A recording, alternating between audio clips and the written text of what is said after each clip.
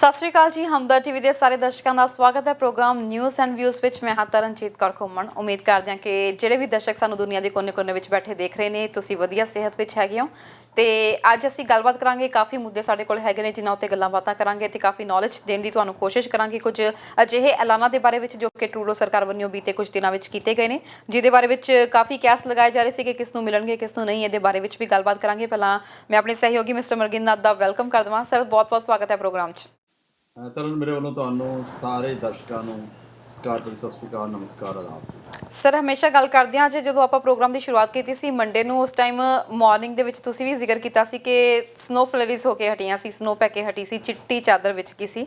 ਤੇ ਅੱਜ ਹਜੇ ਤੀਸਰੇ ਕੁ ਦਿਨ ਹੀ ਕਰਨ ਲੱਗਿਆ। ਅੱਜ ਵੈਂਸਡੇ ਹੈਗਾ ਤੇ ਅੱਜ ਵੈਦਰ ਜਿਹੜਾ ਬਿਲਕੁਲ ਹੀ ਕਰਵਟ ਲੈ ਚੁੱਕਿਆ। ਅੱਜ ਜਿਹੜੀ ਬਾਹਰ ਧੁੱਪ ਬੜੀ ਤਿੱਖੀ ਨਿਕਲੀ ਹੈ। ਅਜੇ ਤਾਂ ਅਗਲਾ ਹਫਤਾ ਉਡੀਕੋ ਤਰਨ।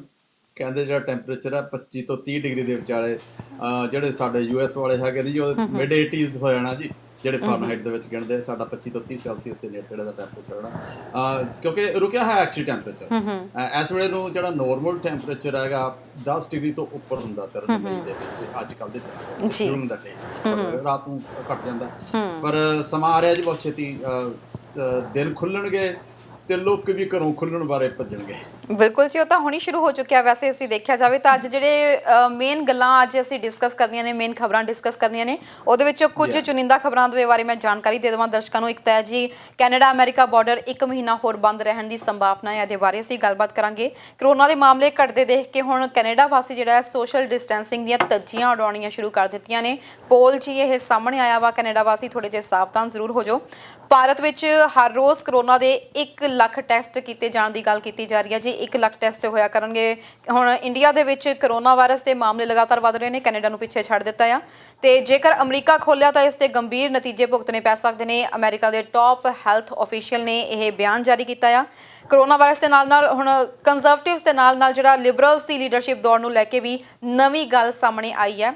ਲਿਬਰਲ ਦੇ ਮੌਜੂਦਾ ਅਸੀਂ ਦੇਖ ਸਕਦੇ ਹਾਂ ਕਿ ਪ੍ਰਧਾਨ ਮੰਤਰੀ ਟਰੂਡੋ ਜੋ ਹੈ ਲਿਬਰਲਸ ਦੇ ਮੌਜੂਦਾ ਲੀਡਰ ਹੈਗੇ ਤੇ ਕੰਜ਼ਰਵੇਟਿਵਸ ਦੀ ਜਿਹੜੀ ਚੋਣ ਹੋਣ ਜਾ ਰਹੀ ਹੈ। ਸੋ ਇਹਦੇ ਬਾਰੇ ਅਸੀਂ ਗੱਲਬਾਤ ਕਰਾਂਗੇ। ਇਸ ਤੋਂ ਬਾਅਦ ਉਬਰ, ਟਿਮ ਹਾਰਟਨਸ ਤੇ ਅਲਬਰਟਾ ਦੇ ਸਟੋਰਸ ਨੇ ਕੁਝ ਨਵੀਆਂ ਗਾਈਡਲਾਈਨਸ ਜਾਰੀ ਕੀਤੀਆਂ ਨੇ। ਸਟੂਡੈਂਟਸ ਤੇ ਸੀਨੀਅਰਸ ਨੂੰ ਜਿਹੜੇ ਬੈਨੀਫਿਟਸ ਮਿਲਣ ਜਾ ਰਹੇ ਨੇ ਉਹ ਕਦੋਂ ਤੋਂ ਮਿਲਣਗੇ ਤੇ ਕਿਵੇਂ ਮਿਲਣਗੇ, ਇਹਦੇ ਬਾਰੇ ਵਿੱਚ ਅਸੀਂ ਜਾਣਕਾਰੀ ਦੇਵਾਂਗੇ। ਤੇ ਨਾਲ ਹੀ ਮਿਸਟਰ ਟਰੰਪ ਦੇ ਬਾਰੇ ਵਿੱਚ ਗੱਲਬਾਤ ਕਰਾਂਗੇ। ਅੱਜ ਇਮੀਗ੍ਰੇਸ਼ਨ ਨੂੰ ਲੈ ਕੇ ਜੋ ਨਵੀਂ ਗੱਲ ਸਾਹਮਣੇ ਆਈ ਹੈ ਉਹਦੇ ਬਾਰੇ ਗੱਲਬਾਤ ਕਰਾਂਗੇ ਜੀ। ਸਰ, ਸ਼ੁਰੂਆਤ ਕਰੀਏ ਕੈਨੇਡਾ ਤੇ ਅਮਰੀਕਾ ਬਾਰਡਰ ਤੋਂ। ਤੇ ਕੱਲ ਵੀ ਅਸੀਂ ਡਿਸਕਸ ਕੀਤਾ ਸੀ ਕਿ ਹਜੇ ਹੋਰ ਸਮਾਂ ਵੱਧ ਸਕਦਾ ਤੇ ਅੱਜ ਮਿਸਟਰ ਟਰੂਡੋ ਨੇ ਵੀ ਸੰਕੇਤ ਦੇ ਦਿੱਤਾ ਹੈ ਕਿ ਬਾਰਡਰ ਜਿਹੜਾ ਹਜੇ 1 ਮੰਥ ਹੋਰ ਐਕਸਟੈਂਡ ਕੀਤਾ ਜਾ ਸਕਦਾ ਜੋ ਬੰਦ ਕੀਤਾ ਹੋਇਆ। ਤਰਨ, ਦੋਨੇ ਤਰ੍ਹਾਂ ਦੇ ਮੈਸੇजेस ਆ ਰਹੇ ਨੇ। ਸਰਕਾਰਾਂ ਚਾਹੁੰਦੀਆਂ ਹੋਏ ਨੇ ਜਿੰਨੀ ਛੇਤੀ ਖੁੱਲ੍ਹਿਆ ਜਾਵੇ, ਪਰ ਜਿਹੜੇ ਹਿਸਾਬ 'ਚ ਸੈਕੰਡ ਵੇਵ ਤੋਂ ਡਰ ਚੱਲ ਰਿਹਾ ਹੈਗਾ, ਇਹਦੇ ਕਰਕੇ ਬਹੁਤ ਵੱਡੀ ਫਿਕਰ ਲੱਗੀ ਹੈ ਸਰਕਾਰਾਂ ਨੂੰ। ਮੇਰੇ ਖਿਆਲ ਇਸੇ ਕਰਕੇ ਵੀ ਸਾਡੀ ਟਰੰਪ ਐਡਮਿਨਿਸਟ੍ਰੇਸ਼ਨ ਆ, ਉਹਨੂੰ ਜੀ ਜਿਹੜੀ ਐਕਚੁਅਲ ਜਿਹੜੇ ਲੋਕ ਡਿਜ਼ੀਜ਼ ਕੰਟਰੋਲ ਵਾਲਾ ਡਿਪਾਰਟਮੈਂਟ ਹੈਗਾ, ਉਹਦੀ ਤੇ ਟਰੰਪ ਐਡਮਿਨਿਸਟ੍ਰੇਸ਼ਨ ਦੇ ਵਿੱਚ ਬਹੁਤ ਜ਼ਿਆਦਾ ਫਰਕ ਆ। ਉਹਨਾਂ ਦੀ ਗੱਲਬਾਤ ਦੇ ਵਿੱਚ ਜਿਹੜੇ ਐਸਟੀਮੇਟਸ ਆ ਉਹਨਾਂ ਦੇ ਵਿੱਚ ਬਹੁਤ ਜ਼ਿਆਦਾ।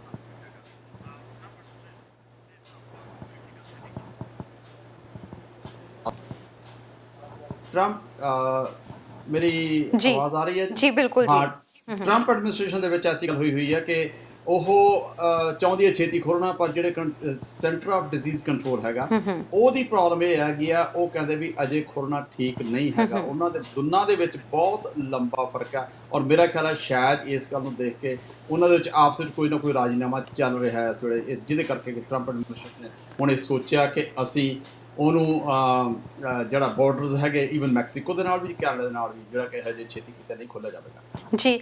ਸਰ, ਉਧਰੋਂ ਦੀ US ਦੇ ਟੌਪ ਹੈਲਥ ਆਫੀਸ਼ੀਅਲ ਦੀ ਵੀ ਜੋ ਸਟੇਟਮੈਂਟ ਆਈ ਹੈ ਉਹ ਵੀ ਕੋਈ ਬਹੁਤ ਹੀ ਚੰਗੀ ਨਹੀਂ ਹੈਗੀ। ਪਰਸੋਂ ਮੈਂ ਮੰਡੇ ਦੀ ਸਟੇਟਮੈਂਟ ਦੀ ਗੱਲ ਕਰਾਂ ਤਾਂ ਟਰੰਪ ਨੇ ਕਿਹਾ ਸੀਗਾ ਕਿ ਅਸੀਂ ਕਰੋਨਾ ਵਾਇਰਸ ਦੇ ਉੱਤੇ ਜਿੱਤ ਪ੍ਰਾਪਤ ਕਰ ਲਈ ਆ, ਜਿਹੜੇ ਕੇਸ ਨੇ ਡਿਕਲਾਈਨ ਹੋਣੇ ਸ਼ੁਰੂ ਹੋ ਗਏ ਨੇ। ਤਾਂ ਜਿਹੜੀ ਅੱਜ ਸਟੇਟਮੈਂਟ ਆਈ ਹੈ US ਦੇ ਟੌਪ ਹੈਲਥ ਆਫੀਸ਼ੀਅਲ ਦੀ, ਉਹਨਾਂ ਦਾ ਕਹਿਣਾ ਹੈ ਕਿ ਜੇਕਰ ਹੁਣ ਸਟੇਟ ਨੂੰ ਖੋਲ੍ਹਿਆ ਜਾਂਦਾ, ਅਮਰੀਕਾ ਨੂੰ US ਨੂੰ ਖੋਲ੍ਹਿਆ ਜਾਂਦਾ ਤਾਂ ਇਹ ਗੰਭੀਰ ਨਤੀਜੇ ਨਿਕਲ ਸਕਦੇ ਨੇ ਇਹਦੇ। ਬਿਲਕੁਲ ਜੀ, ਕਿਉਂਕਿ ਟਰੰਪ ਸਾਹਿਬ ਕਦੇ ਵੀ ਜਿਹੜੇ ਐਕਚੁਅਲ ਸਪੈਸ਼ਲਿਸਟ ਹੈਗੇ ਨੇ ਉਹਨਾਂ ਨਾਲ ਇਉਂ ਲੱਗਦਾ ਜਿਵੇਂ ਕਦੇ ਸਲਾਹ ਹੀ ਨਹੀਂ ਕਰਦੇ, ਉਹਨਾਂ ਬਾਰੇ ਸੁਣਦੇ ਹੀ ਹੈ ਨਹੀਂ, ਉਹਨਾਂ ਦੇ ਕਿਹਾ ਵੀ ਨਹੀਂ ਸੁਣਦੇ, ਆਪਦੀ ਮਨਮਰਜ਼ੀ ਆਈ ਜੋ ਕੁਛ ਆਇਆ। ਜਿਵੇਂ ਇਹਨਾਂ ਦੇ ਪਿਛਲੇ ਕਈ ਹਫ਼ਤਿਆਂ 'ਚ ਸਟੇਟਮੈਂਟ ਸਾਰੀਆਂ ਕੋਈ ਚੰਗੀਆਂ ਸਟੇਟਮੈਂਟਸ ਨਹੀਂ ਆਉਂਦੀਆਂ, ਵਧੀਆ ਸਟੇਟਮੈਂਟਸ ਨਹੀਂ ਆਉਂਦੀਆਂ, ਜਿਹੜੀ ਕਿ ਇੱਕ ਸਟੇਟਸਮੈਨ ਨੂੰ ਸਟੇਟਮੈਂਟ ਦੇਣੀ ਚਾਹੀਦੀ ਹੈ, ਜਿਹੜੇ ਹਿਸਾਬ 'ਚ ਉਹਨਾਂ ਨੇ ਕਿਹਾ ਸੀਗਾ ਕਿ ਜਿਹੜੇ ਸਫਾਈ ਵਾਲਾ ਸਮਾਨ ਹੈਗਾ, ਜੇ ਉਹ ਬੰਦਾ ਪੀ ਲਵੇ ਜਾਂ ਟੀਕਾ ਲਵਾ ਲੇ ਠੀਕ ਹੋ, ਕਿੰਨੀ ਵਾਹਿਆਤ ਸਟੇਟਮੈਂਟ ਹੈਗੀ ਆ। ਅਜਿਹੀਆਂ ਗੱਲਾਂ ਟਰੰਪ ਸਾਹਿਬ ਵਾਸਤੇ ਹੁਣ ਨਾਰਮਲ ਲੱਗਦੀਆਂ ਨੇ, ਜਾਂ ਤਾਂ ਇਉਂ ਲੱਗਦਾ ਵੀ ਸਨਕੀ ਬਹੁਤ ਜ਼ਿਆਦਾ ਹੋ ਗਏ ਨੇ।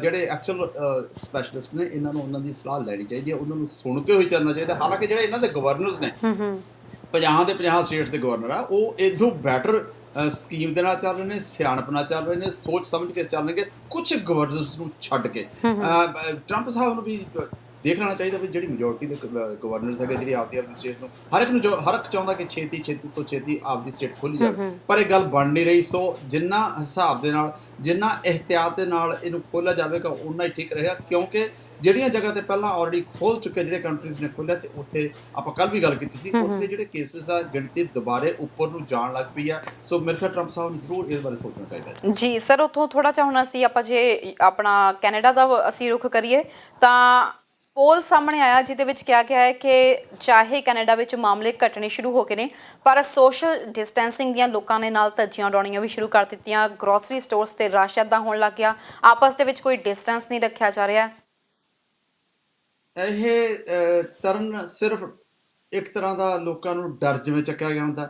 ਅਜਿਹੀ ਗੱਲ ਆਪਾਂ ਕੱਲ੍ਹ ਵੀ ਗੱਲ ਕੀਤੀ ਸੀ, ਡਰ ਹਜੇ ਭਾਈ ਡਰ ਓਨੇ ਦਾ ਓਨਾ ਹੀ ਆ। ਸੋਸ਼ਲ ਡਿਸਟੈਂਸਿੰਗ ਸਾਨੂੰ ਰੱਖਣੀ ਹੀ ਪਊਗੀ, ਕਿਉਂਕਿ ਜਿਹੜੇ ਸਟੋਰਸ ਨੇ ਉਹ ਵੀ ਕੋਸ਼ਿਸ਼ ਕਰ ਰਹੇ ਨੇ ਸੋਸ਼ਲ ਡਿਸਟੈਂਸਿੰਗ। ਜਿੰਨੇ ਵੀ ਗਰੋਸਰੀ ਸਟੋਰ ਨੇ, ਸਾਰਿਆਂ ਦੇ ਵਿੱਚ ਤੁਹਾਨੂੰ ਗਿਣਤੀ ਦੇ ਮੈਂਬਰਸ ਅੰਦਰ ਜਾ ਸਕਦੇ ਨੇ, ਔਰ ਬਹੁਤੇ ਜਿਹੜੇ ਗਰੋਸਰੀ ਸਟੋਰਸ ਨੇ ਤਰਨ ਉਹ ਇਹ ਇਨਕਰੇਜ ਕਰ ਰਹੇ ਨੇ ਕਿ ਇੱਕ ਬੰਦਾ ਹੀ ਫੈਮਿਲੀ ਦਾ ਅੰਦਰ ਜਾਵੇ, ਤੇ ਉਹ ਨਹੀਂ ਤੁਸੀਂ 2-3 ਜਾਣੇ ਰਲ ਕੇ ਚੱਲੇ ਹੋ ਤੇ ਅੰਦਰ ਜਾ ਕੇ ਫਿਰ ਤੁਸੀਂ ਇਕੱਠ ਕਰ ਦਿੱਤਾ। ਨੋ, ਉਹ ਇਨਕਰੇਜ ਕਰ ਰਹੇ ਕਿ ਇੱਕ ਬੰਦਾ ਹੋਈ ਜਾਵੇ, ਜਿਹੜੀ ਕਿ ਬੜੀ ਵਧੀਆ ਗੱਲ ਹੈਗੀ। ਇਸ ਦੇ ਹਿਸਾਬ ਦੇ ਨਾਲ ਹੋਈ ਲੋਕਾਂ ਨੂੰ ਹਲੇ ਇਸ ਗੱਲ ਦਾ ਡਰ ਚਾਹੀਦਾ। ਅਜੇ ਵੀ ਡਰੋ ਪਲੀਜ਼, ਦਵਾਈ ਇਹਦੀ ਅਜੇ ਨਹੀਂ ਆਈ ਹੈ, ਇਹ ਕੁਝ ਵੀ ਹੋ ਸਕਦਾ।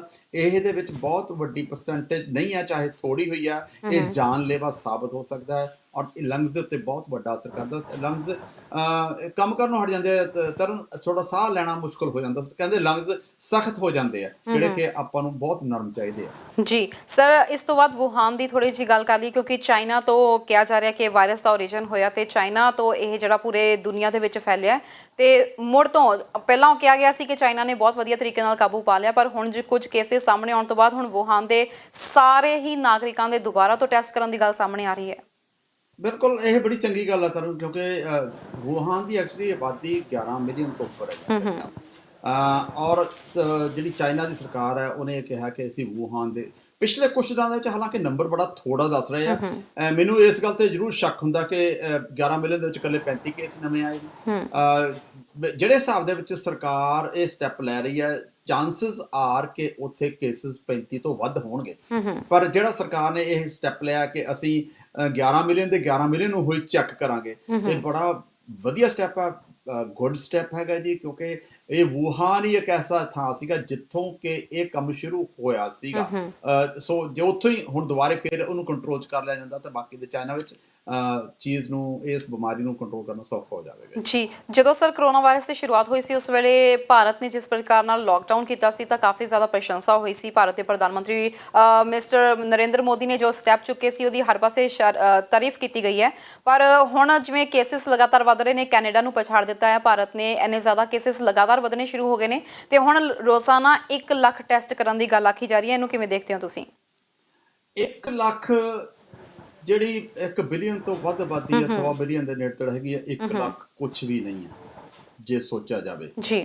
ਪਰ ਇੰਡੀਆ ਇੱਕ ਸੋਲੀਡੈਰਿਟੀ ਮੂਵਮੈਂਟ ਹੈਗੀ ਜੀ, ਇੰਟਰਨੈਸ਼ਨਲ ਸੋਲੀਡੈਰਿਟੀ ਮੂਵਮੈਂਟ ਹੈਗੀ ਆ, ਇੰਡੀਆ ਉਹਦਾ ਮੈਂਬਰ ਬਣਿਆ ਹੋਇਆ। ਉਹ ਮੂਵਮੈਂਟ ਇਹ ਹੈ ਕਿ ਬਹੁਤ ਸਾਰੇ ਕੰਟਰੀਜ਼ ਰਲੇ ਹੋਏ ਨੇ, ਉਹਦੇ ਵਿੱਚ ਸਾਰੇ ਕੰਟਰੀਜ਼ ਆਪੋ ਆਪਣੇ ਲੋਕਾਂ ਦੇ ਉੱਤੇ ਸਰਟਨ ਟਾਈਪ ਆਫ ਦਵਾਈ ਦੀ ਉਹਦੇ ਤੇ ਐਕਸਪੈਰੀਮੈਂਟ ਕਰ ਰਹੇ ਆ, ਔਰ ਉਹਦੇ ਸਾਰੇ ਰਿਜ਼ਲਟ ਇਕੱਠੇ ਕੀਤੇ ਜਾਏ। ਇਹ ਇੱਕ ਚੰਗੀ ਗੱਲ ਆ ਕਿ ਇੰਡੀਆ ਉਸ ਦਾ ਮੈਂਬਰ ਬਣਿਆ ਹੋਇਆ, ਕਿਉਂਕਿ ਜਿਹੜੇ ਇੰਡੀਆ ਤੋਂ ਕੇਸਿਸ ਹੈਗੇ ਨੇ, ਕਈ ਥਾਵਾਂ ਤੇ ਤਰਨ ਕਈ ਕੰਟਰੀਜ਼ 'ਚ ਬਹੁਤ ਜ਼ਿਆਦਾ ਸਵੀਅਰ ਕੇਸਿਸ ਨੇ, ਕਈ ਥਾਵਾਂ ਤੇ ਲਾਈਟ ਕੇਸਿਸ ਨੇ। ਜਿਹੜੀ ਮੋਦੀ ਸਾਹਿਬ ਨੇ ਬੰਦ ਕੀਤਾ ਸੀਗਾ, ਉਹ ਬੰਦ ਦੀਆਂ ਤਾਂ ਮੇਰੇ ਖਿਆਲ ਉਹ ਬੰਦ ਹੈ ਨਹੀਂਗਾ ਜੀ ਕਿਸੇ ਹਿਸਾਬ। ਜੋ ਕੁਛ ਅੱਜ ਕੱਲ ਵੀਡੀਓਜ਼ ਆਪਾਂ ਨੂੰ ਇੰਡੀਆ 'ਚੋਂ ਆ ਰਹੀਆਂ ਨੇ, ਉਹਦੇ 'ਚ ਤਾਂ ਇਉਂ ਲੱਗਦਾ ਜਿਵੇਂ ਬੰਦ ਹੈ ਹੀ ਨਹੀਂ, ਕਿ ਵਿਚਾਰੇ ਜਿਹੜੀ ਲੌਜਿਸਟਿਕਸ ਹੈਗੇ, ਆਪਾਂ ਗੱਲ ਕੀਤੀ ਸੀ ਕਿ ਜਿਹੜੇ ਲੋਕਾਂ ਨੂੰ ਤੁਸੀਂ ਬੰਦ ਕਰ ਦਿੱਤਾ, ਹੁਣ ਲੇਬਰ ਸਾਰੇ ਇੰਡੀਆ 'ਚ ਦੂਜੇ ਸੂਬਿਆਂ ਦੇ ਵਿੱਚ ਕੰਮ ਕਰਨ ਗਈ ਆ, ਉਹ ਵਾਪਸ ਜਾਣਾ ਚਾਹੁੰਦੀ ਆ, ਉਹ ਕਰਨ ਕੀ? ਉਹਨਾਂ ਨੂੰ ਕਰਨਾ ਬਹੁਤ ਮੁਸ਼ਕਲ ਹੋਇਆ ਪਿਆ ਔਰ ਇਹ ਬਹੁਤ ਇਹ ਨੰਬਰ ਬਹੁਤ ਥੋੜਾ ਜੀ ਲੱਖ ਦਾ। ਬਿਲਕੁਲ ਜੀ, ਭਾਰਤ ਦੇ ਬਾਰੇ ਗੱਲ ਕਰਾਂਗੇ, ਪਹਿਲਾਂ ਇੱਕ ਦਰਸ਼ਕ ਜੁੜ ਕੇ ਨੇ, ਉਹਨਾਂ ਦੀ ਕਾਲ ਲੈ ਲਈਏ। ਹੈਲੋ ਮਨਤਾਨੀ, ਸਤਿ ਸ਼੍ਰੀ ਅਕਾਲ ਭਾਈ। ਬਹੁਤ ਬਹੁਤ ਸਵਾਗਤ ਹੈ ਜੀ ਪ੍ਰੋਗਰਾਮ 'ਚ। ਸਤਿ ਸ਼੍ਰੀ ਅਕਾਲ ਜੀ, ਕਿੱਥੋਂ ਬੋਲ ਰਹੇ ਹੋ ਸਰ? ਸਾਡਾ ਦੋਵਾਂ ਦਾ ਹੀ ਗੰਦ ਵੀਰ ਜੀ ਦਾ ਵੀ ਦੋਨਾਂ ਦਾ ਬਹੁਤ ਬਹੁਤ ਧੰਨਵਾਦ। ਅਸੀਂ ਐਪਸੋਰਟ ਤੋਂ ਬੋਲਦੇ ਹਾਂ ਜੀ। ਸਤਿ ਸ਼੍ਰੀ ਅਕਾਲ sir, thank you so much programme ਦੇਖਣ ਲਈ। ਦੱਸੋ ਕੀ ਕਹਿਣਾ ਚਾਹੁੰਦੇ ਹੋ?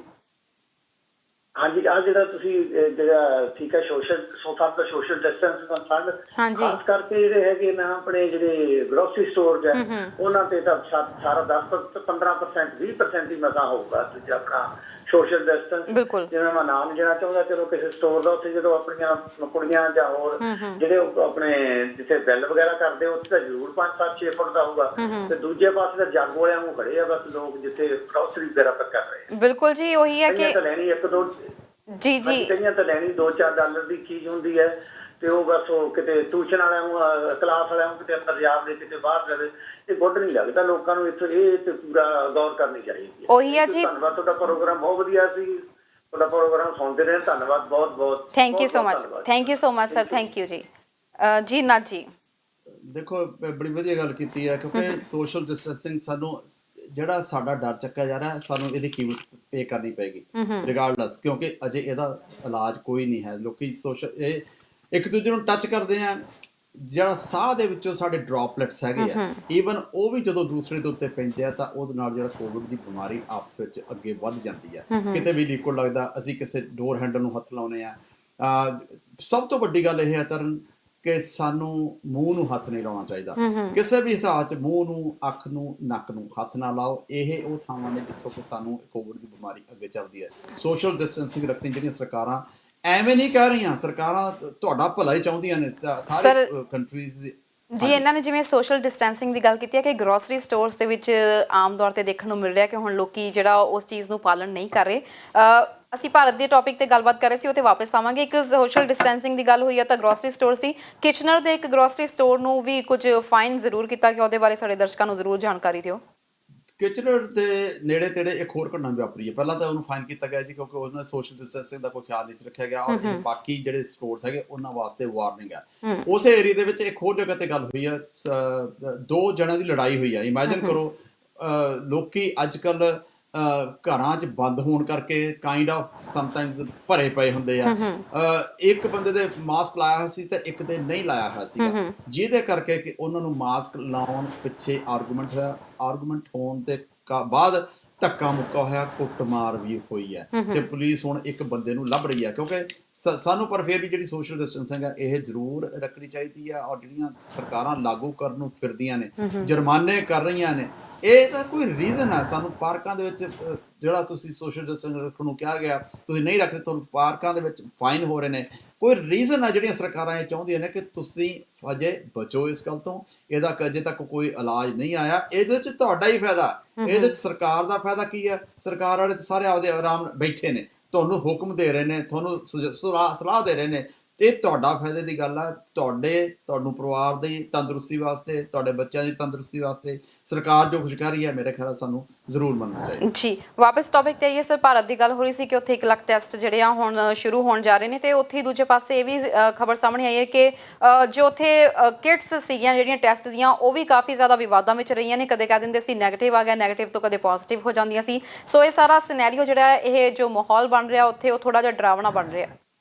ਦੇਖੋ, ਡਰਾਵਣਾ ਬਣਨਾ ਕੋਈ ਮਾੜਾ ਨਹੀਂ ਹੈ। ਆਪਾਂ ਜਦੋਂ ਹੁਣ ਤੋਂ ਮਹੀਨਾ ਕੁ ਪਹਿਲਾਂ ਜਿੰਨੇ ਆਪਾਂ ਪ੍ਰੋਗਰਾਮ ਦਿੰਦੇ ਸੀਗੇ, ਉਹਦੇ ਵਿੱਚ ਆਪਾਂ ਨੂੰ ਕਈ ਵਾਰੀ ਆਪਣੇ ਵਿਊਅਰਸ ਦਾ ਫੋਨ ਵੀ ਆਇਆ, ਤੁਸੀਂ ਡਰਾ ਰਹੇ ਹੋ। ਨਹੀਂ, ਇੱਕ ਲੋਕਾਂ ਨੂੰ ਡਰਾਉਣਾ, ਇੱਕ ਜਿਹੜਾ ਕਿਡਸ ਨੇ ਜਿਨ੍ਹਾਂ ਨੇ ਆਲਰੇਡੀ ਸਾਰਾ ਕੁਝ ਦੱਸਣਾ ਆ ਕਿ ਤੁਹਾਨੂੰ ਬਿਮਾਰੀ ਹੈ ਜਾਂ ਨਹੀਂ ਹੈ, ਉਹ ਵੀ ਗਲਤ ਤਰੀਕੇ ਨਾਲ, ਜਿਵੇਂ ਮੈਡੀਕਲ ਇਹ ਤਾਂ ਖੇਤਰ ਦੇ ਵਿੱਚ ਇੱਕ ਤਰ੍ਹਾਂ ਨਾਲ ਹੋ ਰਿਹਾ ਕਿ ਸਾਡੇ ਮੈਡੀਕਲ ਤੰਤਰ ਦੇ ਵਿੱਚ ਜਿਹੜਾ ਭਰੋਸੇਯੋਗਤਾ ਉੱਠਦੀ ਜਾ ਰਹੀ ਹੈ।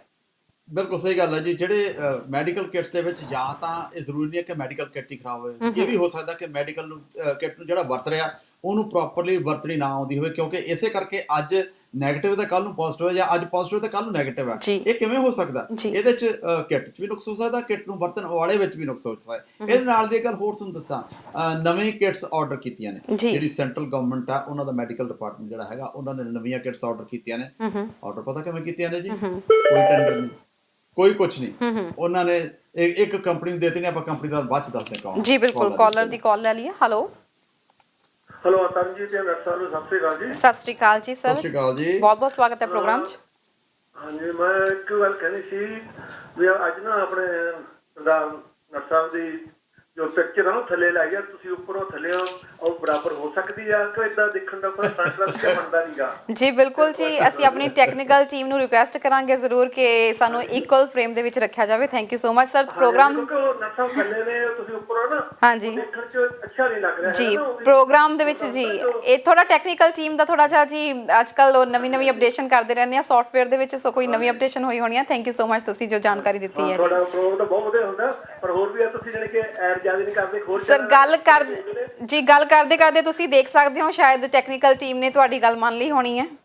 ਹਾਂਜੀ ਮੈਂ ਉੱਪਰ ਬੈਠਾ ਨਾ, ਮੈਂ ਥੱਲੇ ਬਾਅਦ ਜਾ ਕੇ ਦੇਖੂੰਗਾ। ਜੀ। ਉੱਪਰ ਆ ਗਿਆ ਸੀ ਬੈਡਰੂਮ 'ਚ ਜੀ ਜਿਵੇਂ ਗੱਲ ਕਰਨ ਵੇਲੇ ਬੈਕ ਕਾਲ ਆਈ ਜਾਂਦੀ ਟੈਲੀਵਿਜ਼ਨ ਦੀ, ਤੇ ਥੋੜਾ ਪ੍ਰੋਗਰਾਮ ਬਹੁਤ ਸੋਹਣਾ ਹੁੰਦਾ। ਸਾਨੂੰ ਤਾਂ ਇਹ ਹੁੰਦਾ ਵੀ 6 ਤੋਂ 7 ਸੁਣਨਾ ਹੁੰਦਾ ਵੀ ਕੰਮ ਦੀਆਂ ਗੱਲਾਂ ਬਹੁਤ ਹੁੰਦੀਆਂ ਨੇ। Thank you. ਤਾਂ ਬਹੁਤ ਸੋਹਣੀਆਂ ਗੱਲਾਂ ਐਕਸਪਲੇਨ ਕਰਦੇ ਨੇ, ਆਪਣੀ ਸੇਵਾ ਕਰ ਰਹੇ ਨੇ, ਬਹੁਤ ਸੋਹਣੀ ਐਪਰੀਸ਼ੀਏਟ ਕਰਦੇ ਹਾਂ ਦੋਨਾਂ ਨੂੰ ਅਸੀਂ। ਜੀ thank you so much sir. Thank you so much sir. Programme ਇਦਾਂ ਹੀ ਦੇਖਦੇ ਰਿਹਾ ਕਰੋ। ਥੈਂਕ ਯੂ ਸੋ ਮਚ ਜੀ ਸਰ। ਥੈਂਕਸ।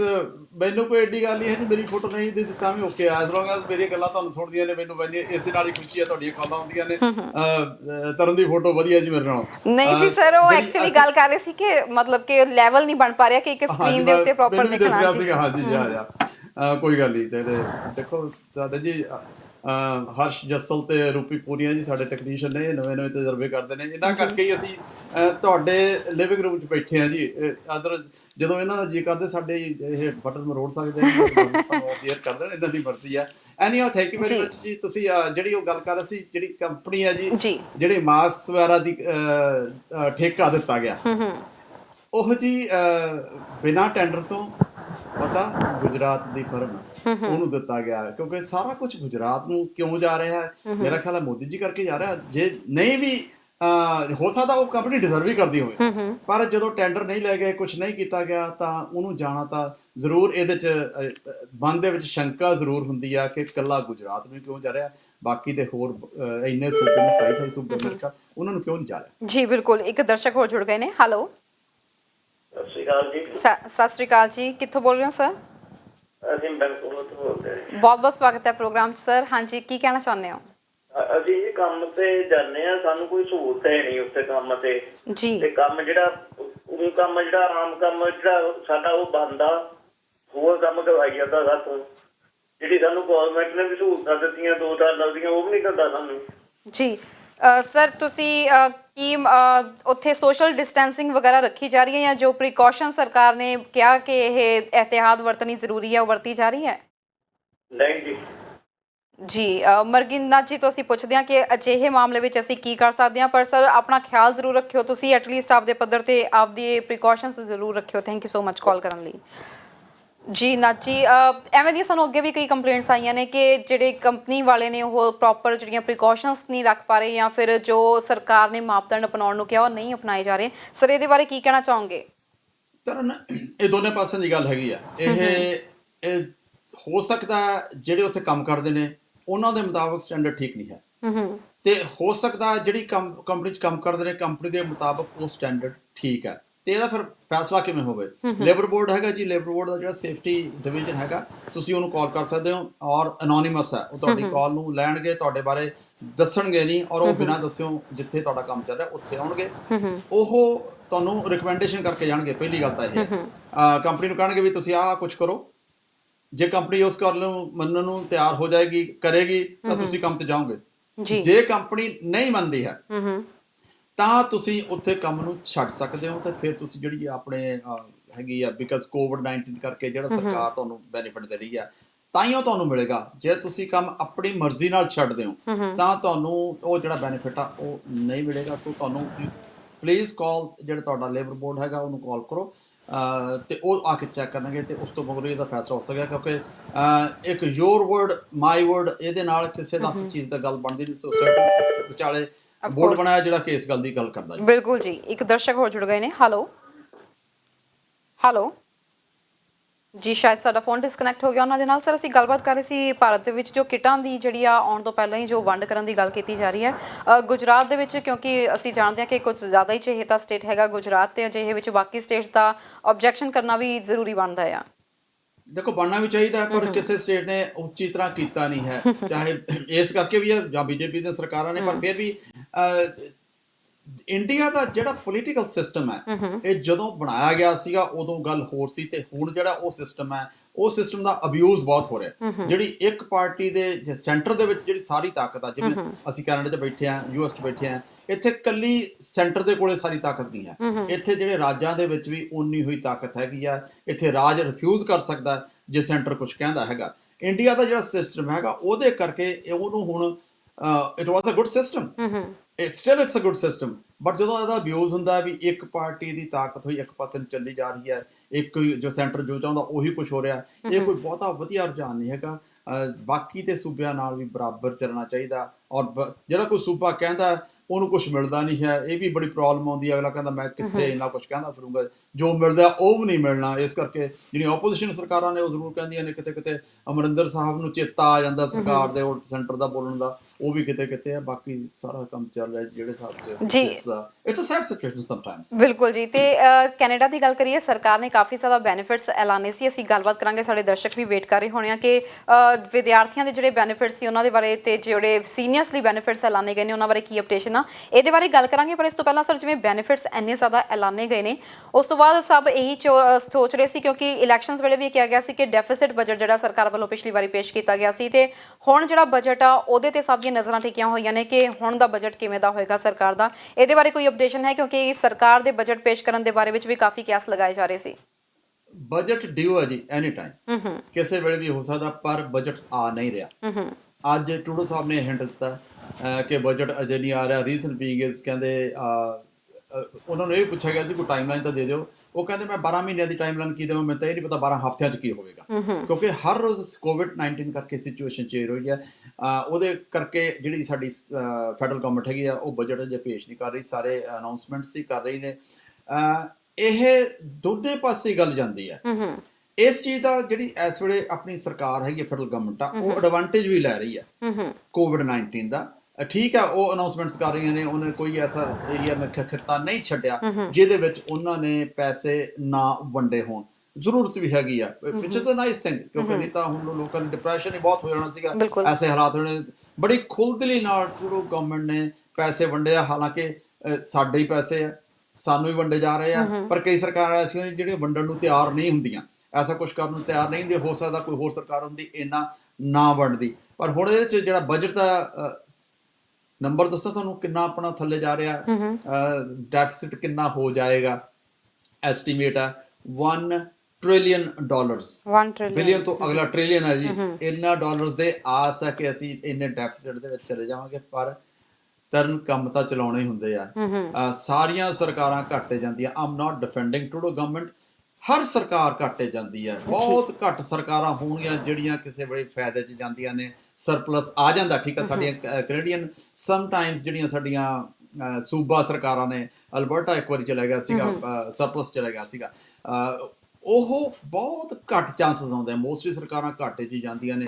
ਘਾਟਾ ਜਾਣਾ ਨੰਬਰ ਆ, ਅਗਲਾ ਕਹਿੰਦਾ ਪਹਿਲਾਂ ਜਿਹੜੇ ਸਾਡੇ ਸਿਟੀਜ਼ਨ ਆ ਇਹਨਾਂ ਨੂੰ ਤਾਂ ਖੁਸ਼ ਕਰੋ, ਇਹ ਤਾਂ ਆਰਾਮ ਦੀ ਜ਼ਿੰਦਗੀ ਜਿਉਣ, ਜਿਹੜਾ ਘਾਟਾ ਅਗਲੀਆਂ ਜਨਰੇਸ਼ਨਾਂ ਨੂੰ ਦੇਣਾ। ਅਸੀਂ ਕਿਸੇ ਹੋਰ ਦਾ ਘਾਟਾ ਪੂਰਾ ਕਰ ਰਹੇ ਹਾਂ, ਜਿਹੜੀਆਂ ਸਾਡੇ ਤੋਂ ਪਹਿਲਾਂ ਦੇ ਖਰਚੇ ਹੋਏ ਆ, ਸਾਡੇ ਤੋਂ ਅਗਲੇ ਸਾਡਾ ਘਾਟਾ ਪੂਰਾ ਕਰੀ ਜਾਣਗੇ, ਇਹ ਅੱਗੇ ਦੀ ਅੱਗੇ ਚੱਲੀ ਜਾਣੇ। ਇਸ ਨੰਬਰ ਔਨ ਦਾ ਪੇਪਰ ਆਏਗਾ ਜੀ। ਅੱਜ ਸੀਨੀਅਰਸ ਦੀ ਸਰ ਥੋੜੀ ਜਿਹੀ ਗੱਲਬਾਤ ਕਰ ਲਈਏ, ਪ੍ਰੋਗਰਾਮ 'ਚ ਅੱਗੇ ਵੀ ਅਸੀਂ ਡਿਸਕਸ਼ਨ ਕਰਾਂਗੇ। ਸੀਨੀਅਰਸ ਨੂੰ ਲੈ ਕੇ ਜਿਹੜਾ ਬੈਨੀਫਿਟਸ ਐਲਾਨੇ ਗਏ ਸੀ, ਇਹਦੇ ਬਾਰੇ ਕੋਈ ਅਪਡੇਸ਼ਨ ਹੈਗੀ ਹੈ? ਕਿਉਂਕਿ ਕੱਲ ਵੀ ਸਾਨੂੰ ਕਾਲਸ ਕਰਕੇ ਕਾਫੀ ਸੀਨੀਅਰਸ ਨੇ ਸਾਨੂੰ ਪੁੱਛਿਆ ਸੀ, ਜੋ ਬੈਨੀਫਿਟਸ ਐਲਾਨੇ ਗਏ ਨੇ ਉਹਦੇ ਬਾਰੇ ਅਪਡੇਸ਼ਨ ਹੋਵੇ। ਜਿਹੜਾ ਸੀਨੀਅਰ ਹੈ ਜੀ, ਪਹਿਲਾਂ ਤਾਂ ਉਹ ਏਜ 65 ਹੈ, ਉਦੋਂ ਉਹ ਤੇ ਉਦੋਂ ਉੱਪਰ ਵਾਲੇ ਉਹਨਾਂ ਨੂੰ ਸੀਨੀਅਰ ਗਿਣਦੇ ਆ ਅਸੀਂ ਕੈਨੇਡਾ ਦੇ ਵਿੱਚ। ਉਹਨਾਂ ਨੂੰ ਜੀ ਜਿਹੜੀ 올ਡ ਏਜ ਸਿਕਿਉਰਿਟੀ ਪੈਨਸ਼ਨ ਆਉਂਦੀ ਆ, ਜਿਨ੍ਹਾਂ ਨੂੰ ਉਹ ਆਉਂਦੀ ਆ, ਉਹਨਾਂ ਨੂੰ $300 ਮਿਲੇਗਾ। ਇੱਕ ਹੈਗੀ ਆ eligible for guaranteed income supplement, GIS ਕਹਿੰਦਾ। ਜਿਹੜੇ ਸੀਨੀਅਰਸ ਆ ਉਹਨਾਂ ਨੂੰ ਪਤਾ ਹੋਵੇਗਾ ਜੀ ਉਹਨਾਂ ਦਾ, OAS ਤੇ GIS। ਜਿਹੜਾ GIS ਦੇ ਵਿੱਚ ਹੈਗਾ ਉਹਨਾਂ ਨੂੰ $200 ਪਰ ਇੱਕ ਵਾਰੀ ਦਾ ਮਿਲੇਗਾ।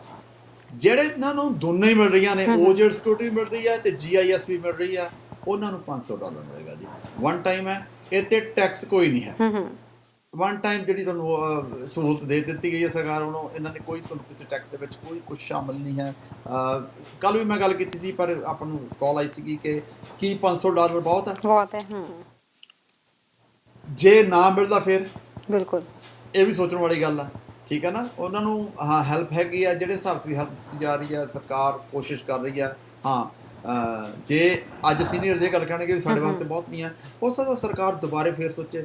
ਜੇ ਕੋਈ ਨਹੀਂ ਕਹੇਗਾ, ਰੌਲਾ ਨਹੀਂ ਪਾਏਗਾ, ਮੈਂ ਆਮ ਗੱਲ ਕਰਦਾ ਹੁੰਦਾ, ਬਿਨਾਂ ਰੋਣ ਤੋਂ ਤਾਂ ਮਾਂ ਵੀ ਦੁੱਧ ਨਹੀਂ ਦਿੰਦੀ। ਸੋ ਕੁਛ ਨਾ ਕੁਛ ਕਰਨਾ ਪੈਂਦਾ, ਕੁਛ ਕਰੋਗੇ, ਰੌਲਾ ਪਾਓਗੇ ਤਾਂ ਤੁਹਾਨੂੰ ਮਿਲੇਗਾ। ਸਰਕਾਰਾਂ ਜਿਹੜੇ ਹੁਣ ਤੱਕ ਮੁਆਵਜ਼ੇ ਦਿੱਤੇ ਜਾ ਰਹੇ ਨੇ ਕੈਨੇਡੀਅਨ ਗਵਰਨਮੈਂਟ ਵੱਲੋਂ, ਉਹਦਾ ਰੀਜ਼ਨ ਇਹ ਹੈ ਕਿ ਇੱਕ ਜਦੋਂ ਖਿੱਤੇ ਨੂੰ ਦਿੱਤਾ ਗਿਆ ਮੁਆਵਜ਼ਾ ਤਾਂ ਦੂਸਰਾ ਖਿੱਤਾ ਕਹਿੰਦਾ ਸਾਨੂੰ ਨਹੀਂ ਮਿਲਿਆ, ਤੇ ਇਸ ਹਿਸਾਬ ਦੇ ਨਾਲ ਸ਼ਾਇਦ ਕੋਈ ਹੋਈ ਇਸ ਵੇਲੇ ਏਰੀਆ ਰਹਿ ਗਿਆ ਹੋਵੇਗਾ ਜਿਹਨੂੰ ਹੈਲਪ ਨਹੀਂ ਗਈ। ਜੇ ਰਹਿ ਗਈ ਹੈ, ਜਦੋਂ ਉਹ ਰੌਲਾ ਪਾਉਣਗੇ ਤਾਂ ਟੁੱਟੂ ਸਾਹਿਬ ਉਹਨਾਂ ਨੂੰ ਵੀ ਰਹੇ, ਉਹਨਾਂ ਤੇ ਵੀ ਧਿਆਨ ਕੇਂਦਰਿਤ ਹੋ ਜਾਏਗਾ। ਬਿਲਕੁਲ। ਤੇ ਸਰ ਕੰਜ਼ਰਵੇਟਿਵ ਪਾਰਟੀ ਗੱਲ ਕਰੀਏ, ਇਸ ਵਕਤ ਵਿਰੋਧੀ ਧਿਰ ਪਾਰਟੀ ਹੈਗੀ ਹੈ, ਤੇ ਉਹਨਾਂ ਦੇ ਜਿਹੜੇ ਨੇਤਾ ਸਨ ਮਿਸਟਰ ਐਂਡਰਿਊ ਸ਼ੀਰ, ਉਹਨਾਂ ਦੇ ਵੱਲੋਂ ਕਹਿ ਦਿੱਤਾ ਗਿਆ ਸੀ ਕਿ ਉਹ ਆਪਣੇ ਅਹੁਦੇ ਤੋਂ ਅਸਤੀਫਾ ਦੇ ਰਹੇ ਨੇ। ਇਸ ਤੋਂ ਬਾਅਦ ਨੇਤਾ ਦੀ ਦੌੜ ਜਿਹੜੀ ਆ ਉਹ ਸ਼ੁਰੂ ਹੋ ਚੁੱਕੀ ਸੀ ਕਿ ਕੋਈ ਲੀਡਰ ਕੌਣ ਬਣੇਗਾ ਕੰਜ਼ਰਵੇਟਿਵ ਪਾਰਟੀ ਦਾ। ਇਹਦੇ ਬਾਰੇ ਵਿੱਚ ਕੋਈ ਅਪਡੇਸ਼ਨ ਹੋਵੇ, ਕਿਉਂਕਿ ਇਲੈਕਸ਼ਨਸ ਬਹੁਤ ਨਜ਼ਦੀਕ ਆ ਰਹੀਆਂ ਨੇ, ਤੇ ਆਖਰੀ ਕਦੋਂ ਤੱਕ ਸਮਾਂ ਹੋਏਗਾ ਕਿ ਆਪਦੇ ਕੈਂਡੀਡੇਟਸ਼ਿਪ ਲਈ ਤੁਸੀਂ ਨੋਮੀਨੇਸ਼ਨ ਫਿਲ ਕਰ ਸਕਦੇ ਹੋ? ਇਹਦੇ ਬਾਰੇ ਗੱਲ ਕਰਾਂਗੇ। ਇੱਕ ਦਰਸ਼ਕ ਜੁੜ ਗਏ ਨੇ। ਹੈਲੋ ਹਾਂਜੀ ਨਮਸਕਾਰ ਜੀ। ਨਮਸਕਾਰ ਜੀ, ਕਦੋਂ ਬੋਲ ਰਿਹਾ ਸੀ ਯੂਐਸਏ ਤੋਂ। ਬਹੁਤ ਬਹੁਤ ਸਵਾਗਤ ਹੈ ਪ੍ਰੋਗਰਾਮ ਸਰ। ਹਾਂਜੀ ਦੱਸੋ। ਹਾਂਜੀ ਮੇਰਾ ਨਕਸ਼ਾ ਸਿੰਘ ਜੀ ਆਪਣਾ ਸਵਾਲ ਸੀਗਾ ਬਈ ਕਹਿੰਦੇ ਕਿ ਜਿਹੜਾ ਨਿਊਯਾਰਕ ਦੇ ਵਿੱਚ ਜਿਹੜੇ ਅਨਲੀਗਲ ਨੇ ਉਹਨਾਂ ਨੂੰ ਵੀ ਮਤਲਬ ਕੋਈ ਪੈਸੇ ਪੂਸੇ ਮਿਲਣਗੇ, ਇੱਥੋਂ ਦੇ ਗਵਰਨਰ ਨੇ ਕਿਹਾ ਵਾ, ਕੋਈ ਹੈ ਨਾ ਕੋਈ ਇਹਨਾਂ ਦੀ ਅਪਡੇਟ? ਸਰ ਨਿਊਯਾਰਕ ਦੀ ਅਪਡੇਟ ਹਜੇ ਸਾਡੇ ਕੋਲ ਨਹੀਂ ਹੈਗੀ, ਸਾਡੇ ਕੋਲ ਹਜੇ ਸਿਰਫ ਕੈਨੇਡਾ ਦੀ ਅਪਡੇਟ ਹੈਗੀ ਹੈ। ਜਿਵੇਂ ਨਿਊਯਾਰਕ ਦੀ ਅਪਡੇਟ ਮਿਲੇਗੀ ਅਸੀਂ ਪ੍ਰੋਗਰਾਮ ਵਿੱਚ ਉਹਦੇ ਬਾਰੇ ਜ਼ਿਕਰ ਜ਼ਰੂਰ ਕਰਾਂਗੇ। ਤੁਸੀਂ ਪ੍ਰੋਗਰਾਮ ਦੇਖ ਰਹੇ ਹੋ, ਉਹਦੇ ਲਈ ਤੁਹਾਡਾ ਬਹੁਤ ਬਹੁਤ ਧੰਨਵਾਦ। ਨਹੀਂ ਸਰ, ਨੈਕਸਟ ਟਾਈਮ ਅਸੀਂ ਪ੍ਰੋਗਰਾਮ ਦੇ ਵਿੱਚ ਜਦੋਂ ਫਾਈਨੈਂਸ਼ੀਅਲ ਐਡਵਾਈਜ਼ਰ ਨੂੰ ਇਨਵਾਈਟ ਕਰਾਂਗੇ ਉਦੋਂ ਤੁਹਾਨੂੰ ਜ਼ਰੂਰ ਦੱਸਾਂਗੇ ਇਹਦੇ ਬਾਰੇ ਵਿੱਚ। ਇੱਕ ਦਰਸ਼ਕ ਹੋਰ ਜੁੜ ਗਏ ਨੇ। ਹੈਲੋ ਸਤਿ ਸ਼੍ਰੀ ਅਕਾਲ ਜੀ। ਸਤਿ ਸ਼੍ਰੀ ਅਕਾਲ ਜੀ, ਬਹੁਤ ਬਹੁਤ ਸਵਾਗਤ ਹੈ ਪ੍ਰੋਗਰਾਮ 'ਚ। ਹਾਂਜੀ ਤੁਹਾਡਾ ਪ੍ਰੋਗਰਾਮ ਬਹੁਤ ਵਧੀਆ ਜੀ। ਥੈਂਕ ਯੂ ਸੋ ਮਚ ਜੀ। ਆਪਣੇ ਟੂਟੂ ਸਾਹਿਬ ਜੀ ਸਾਰਿਆਂ ਨੂੰ ਦੇ ਰਹੇ ਆ। ਅਸੀਂ ਜਿੱਦਾਂ ਹੁਣ 50 ਇਅਰ ਦੇ ਆ ਕੰਮ ਨਹੀਂ ਕਰਦੇ ਹਨਾ, ਸਾਡੇ ਲਈ ਕੋਈ ਵੀ ਬੈਨੀਫਿਟ ਨਹੀਂ ਜੀ। ਅਸੀਂ ਵੋਟ ਵੀ ਪਾਉਣੇ, ਸਾਰਾ ਕੁਝ ਕਰਦੇ ਆ। ਇਹਨਾਂ ਨੂੰ ਪਲੀਜ਼ ਸਾਡੇ ਵੱਲੋਂ ਵੀ ਕਹੋ ਕੁਝ ਜੀ। ਬਿਲਕੁਲ ਜੀ, ਉਹ ਨੱਤ ਜੀ ਕਹਿ ਰਹੇ ਸੀ ਜਿਹੜਾ ਤਬਕਾ ਰਹਿ ਗਿਆ ਕਹਿੰਦੇ ਰੌਲਾ ਪਾਉਂਗੇ ਤੇ ਮਿਲੇਗਾ। ਹਾਂਜੀ ਪਲੀਜ਼ ਨੱਤ ਜੀ ਨੂੰ ਕਹੋ ਸਾਡੀ ਅਪੀਲ ਕਰਨ। ਜੀ ਬਿਲਕੁਲ ਜੀ, ਥੈਂਕ ਯੂ ਸੋ ਮਚ। ਤੁਸੀਂ ਇੰਨਾ ਵਧੀਆ ਜੀ, ਮੈਨੂੰ ਹਫਤਾ ਕੀ ਹੋਇਆ ਸੁਣਨ ਲੱਗੀ। ਮੈਂ ਐਵਰੀ ਡੇ ਸਵੇਰੇ ਵੀ ਸੁਣਦੀ ਹੈ, ਇਸ ਵੇਲੇ ਵੀ ਸੁਣਦੀ ਹੈ। ਥੈਂਕ ਯੂ ਸੋ ਮਚ ਜੀ, thank you so much ma'am. ਵਧੀਆ ਪ੍ਰੋਗਰਾਮ ਮੈਂ ਕਦੇ ਸੁਣਿਆ ਵੀ ਨਹੀਂ ਹੈ। ਥੈਂਕ ਯੂ ਜੀ ਸੋ ਮਚ ਗੱਲ ਕਰਨ ਲਈ। Thank you so much. ਇੱਕ ਦਰਸ਼ਕ ਹੋਰ ਜੁੜ ਗਏ ਨੇ। ਹੈਲੋ ਸਤਿ ਸ਼੍ਰੀ ਅਕਾਲ ਮਧੂ ਜੀ, ਕੀ ਹਾਲ ਚਾਲ ਨੇ? ਬਸ ਵਧੀਆ। ਅਸੀਂ ਵੇਟ ਜੀ। ਜੇ ਹੁਣ ਸੀਨੀਅਰ ਦੀ ਵਾਰੀ ਆ ਗਈ, ਟੂਟੋ ਜੀ ਲੈ ਕੇ ਆ ਗਏ। ਬਿਲਕੁਲ ਜੀ, ਸਾਰੇ ਪੂਰੇ ਹੋ ਗਏ ਖਾਨੇ। ਹੁਣ ਸਾਡੇ ਵਰਗੇ 60 ਸਾਲ ਦੀ ਉਮਰ ਵਾਲਿਆਂ ਨੂੰ ਕੀ ਦੇਣਗੇ ਨਾਤੀ ਜੀ ਜੀ ਤੋਹਫਾ? ਬਿਲਕੁਲ। ਅਸੀਂ ਹੁਣੀ 50 ਸਾਲ ਤੋਂ ਵੀ ਮੈਮ ਲੇਡੀ ਨੇ ਕਾਲ ਕੀਤੀ ਹੈ, ਮੈਮ ਨੇ ਉਹ ਕਹਿ ਰਹੇ ਸੀ 50 ਸਾਲ ਦੇ ਅਸੀਂ ਹੈਗੇ, ਸਾਡੇ ਲਈ ਕੀ ਮਿਲੇਗਾ।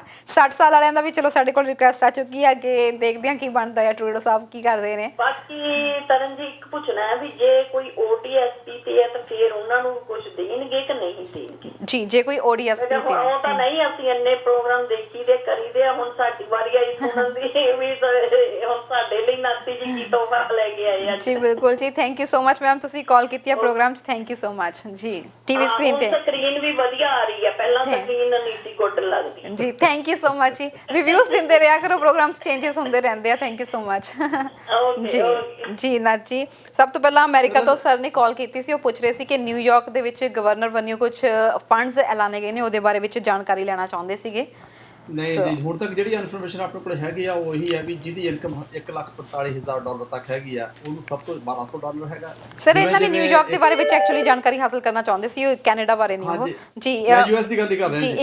ਇੱਕ ਦਰਸ਼ਕ ਹੋਰ ਜੁੜ ਗਏ ਨੇ, ਪਹਿਲਾਂ ਉਹਨਾਂ ਦੀ ਅਸੀਂ ਕਾਲ ਕਰ ਲਈਏ। ਹੈਲੋ ਸਤਿ ਸ਼੍ਰੀ ਅਕਾਲ ਜੀ। ਸਤਿ ਸ਼੍ਰੀ ਅਕਾਲ ਜੀ, ਕਿੱਥੋਂ ਬੋਲ ਰਹੇ ਹੋ ਸਰ? ਮੈਂ ਬੈਂਕਟਨ ਤੋਂ ਬੋਲ ਰਿਹਾ ਜੀ। ਬਹੁਤ ਬਹੁਤ ਸਵਾਗਤ ਹੈ ਪ੍ਰੋਗਰਾਮ 'ਚ। ਹਾਂਜੀ ਸਰ ਦੱਸੋ ਕੀ ਕਹਿਣਾ ਚਾਹੁੰਦੇ ਹੋ? ਇਹ ਜਿਹੜੇ ਸੀਨੀਅਰ ਨੂੰ ਪੈਸੇ ਮਿਲਦੇ ਇਹਨਾਂ ਨੇ ਅਪਲਾਈ ਕੀ ਕਰਨਾ ਪੈਣਾ ਜੀ? ਇਹਦਾ ਪ੍ਰੋਸੀਜਰ ਕੀ ਹੈਗਾ, ਤੁਸੀਂ ਇਹ ਜਾਣਨਾ ਚਾਹੁੰਦੇ ਹੋ? ਹਾਂਜੀ ਤੁਸੀਂ ਟੀਵੀ ਸਕਰੀਨ ਤੇ ਸਰ ਸੁਣ ਸਕਦੇ ਹੋ। ਕਾਲ ਕੀਤੀ ਉਹਦੇ ਲਈ ਬਹੁਤ ਬਹੁਤ ਧੰਨਵਾਦ ਜੀ। ਨਾ ਜੀ ਅਮਰੀਕਾ ਦੇ ਬਾਰੇ ਵਿੱਚ ਤਾਂ ਪਹਿਲਾਂ ਤੁਸੀਂ ਪੁੱਛ ਰਹੇ ਸੀ, ਇੱਕ ਇੱਕ ਕਰਕੇ ਆਪਾਂ ਦੇਈਏ ਜਵਾਬ। ਉਹ ਇਹ ਹੈ ਜੀ ਕਿ ਸੌਰੀ ਤੁਹਾਡੇ ਉੱਪਰ ਬੋਲੀ ਜਾਂਦਾ ਸੀ। ਨਹੀਂ ਸਰ, ਨੋ ਸਰ। ਅਮਰੀਕਾ ਦੇ ਵਿੱਚ ਜਿਹੜਾ ਪਹਿਲਾ ਪ੍ਰੋਗਰਾਮ ਆਇਆ ਹੈ ਜੋ 1,45,000 ਤੱਕ ਜਿਹੜੀ ਫੈਮਿਲੀ ਹੈ, ਇਕੱਲੇ ਬੰਦੇ ਨੂੰ ਜਿਹਦੀ ਇੰਨੀ ਇਨਕਮ ਹੈਗੀ ਹੈ ਉਹ $1,200 ਹੈ ਜਾਂ ਜਿੰਨਾ ਕੁ ਮੈਨੂੰ ਪਤਾ ਜੀ। ਤੇ ਜਿਵੇਂ ਇਨਕਮ ਵੱਧਦੀ ਜਾਂਦੀ ਹੈ ਤਿਉਂ ਤੋਂ ਉਹ $1,200 ਦੇ ਵਿੱਚੋਂ ਜਿਹੜਾ ਬੈਨੀਫਿਟ ਆ ਉਹ ਘਟਦਾ ਜਾਂਦਾ ਹੈ। ਜਿਹੜਾ ਐਜ਼ ਅ ਫੈਮਿਲੀ ਅਪਲਾਈ ਕਰ ਰਿਹਾ ਉਹਨਾਂ ਨੂੰ 1200 ਤੋਂ ਪੂਰਾ ਵੱਧ ਮਿਲਦਾ ਹੈਗਾ।